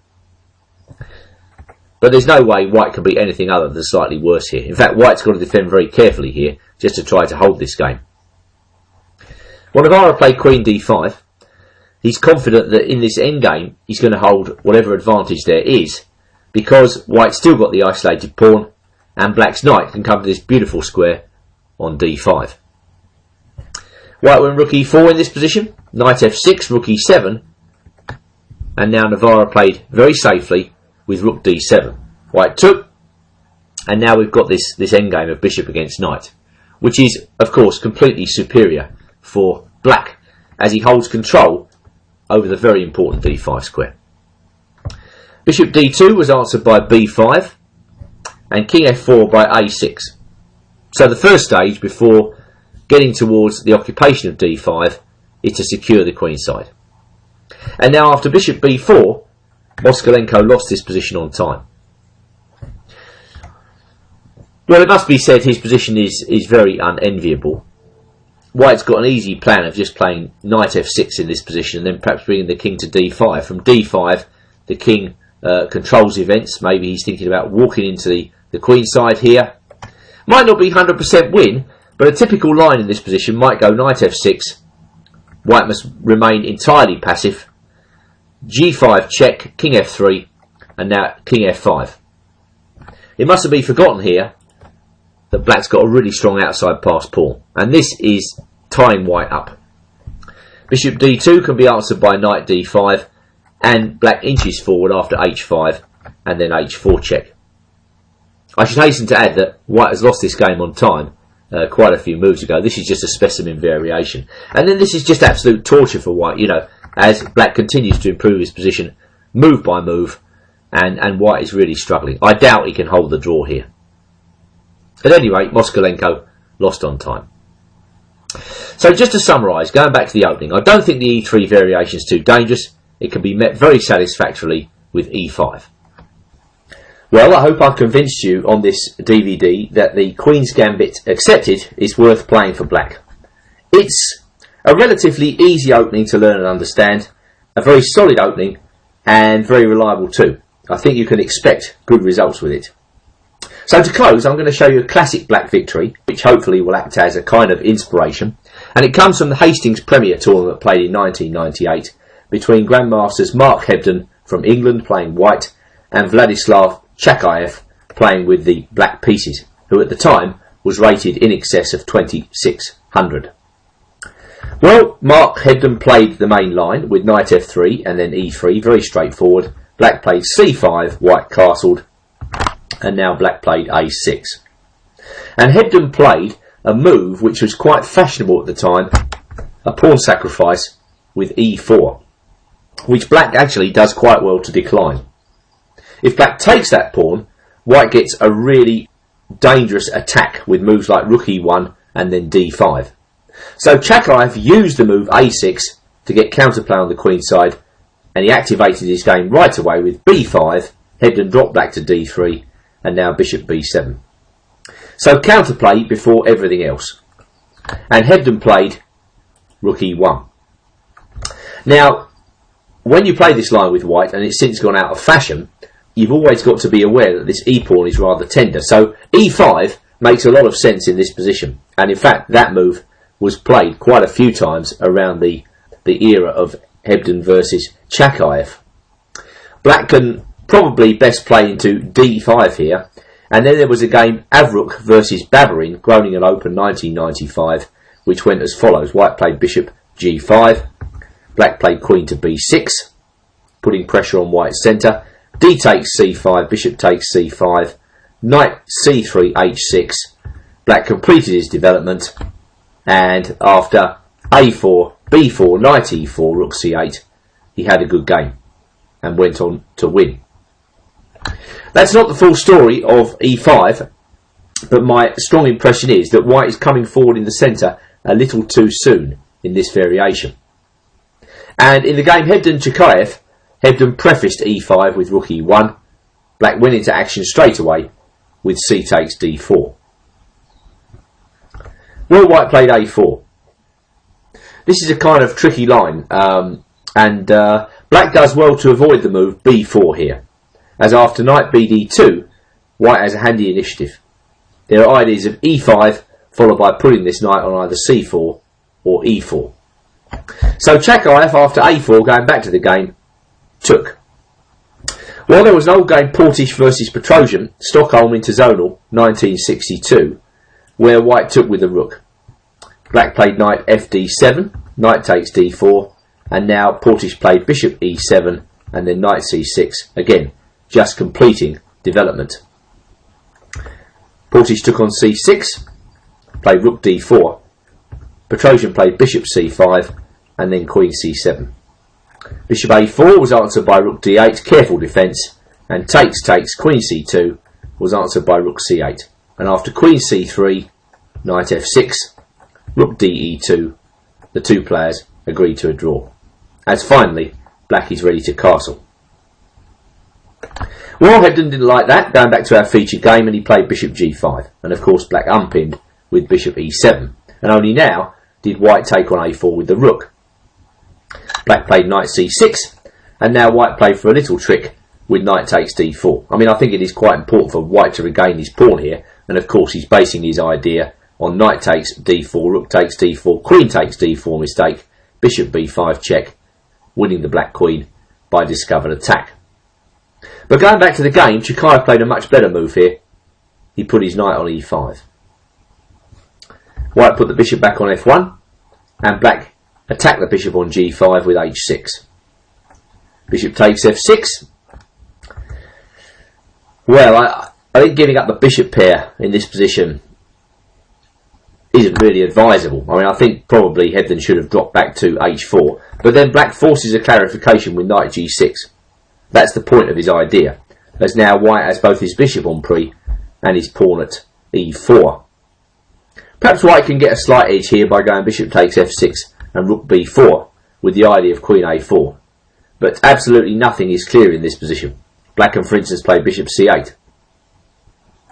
So Hebden didn't like that. He took on f6, black recaptured, white played queen b3, and black now played rook b8. And the point of this is that if white goes rook b4, black has the surprising move castles here. because the knight on d4 is rather tender. And if white goes knight takes e6 in this position, f takes e6, and now rook takes b7, black has a surprising shot. Rook takes b7, queen takes b7, and now bishop h4, hitting f2. A threat which actually white is hard pressed to meet. Well, I think it's very difficult to meet it successfully. The point is that black is better developed here. He's raining blows on f2 before the knight on b1 comes into the game. So going back to the game itself, after rook b8, white played queen a3, trying to stop black from castling. And Chikaev played queen to d7, keeping an eye on the rook at b4, and taking note the rook b4 now is answered by bishop e7. So knight d2 completing development, bishop e7, queen a1, and now finally Chikaev castled. Knight 2 to f3. Well, Hebden was always a very ambitious player, and I'm pretty sure here he wanted to win. He saw pressure against a6. He knows he needs to consolidate in the centre of the board before he can actually get to work to take that pawn. But perhaps better here was knight 2 b3, a different way of doing things, leaving the knight on e5 to an extent hanging in the air. Black should probably play knight c6 here, and now after takes on c6, and then queen c2, the position's roughly equal, as black is going to regain his pawn. So going back to the game, Hebden played knight to f3, Chikaev took the knight, and then played a5, and white put his knight in on e5, a very tempting move, and after queen c7, Hebden continued ganging up on the pawn with knight c4. But now came bishop b4, it's not so easy to take that pawn, and after rook c1, black put the knight in a pin with rook fc8. So finally black has got to a position of full development. White notes that that rook on a4 is in a very strange position. He'd like to get it back into the game, but he can't. And the pawn on e4 is also tender. White has multiple problems in this position. After queen b1, there came queen f4, and after f3, there came bishop d6, really putting the heat on white's king position. Well, what does white do? He can't take the bishop on d6 due to the pin. If he plays g3, his king position is riddled with holes after the simple, for instance, queen takes f3. And after rook takes e5 in the game, Chikaev put the boot in with queen takes h2 check, king f2, bishop g3 check, king e2, and now queen g1. After which white had no defence on the dark squares, and therefore resigned. So an excellent and rather interesting game there, where black finally was able to fire the finishing shot.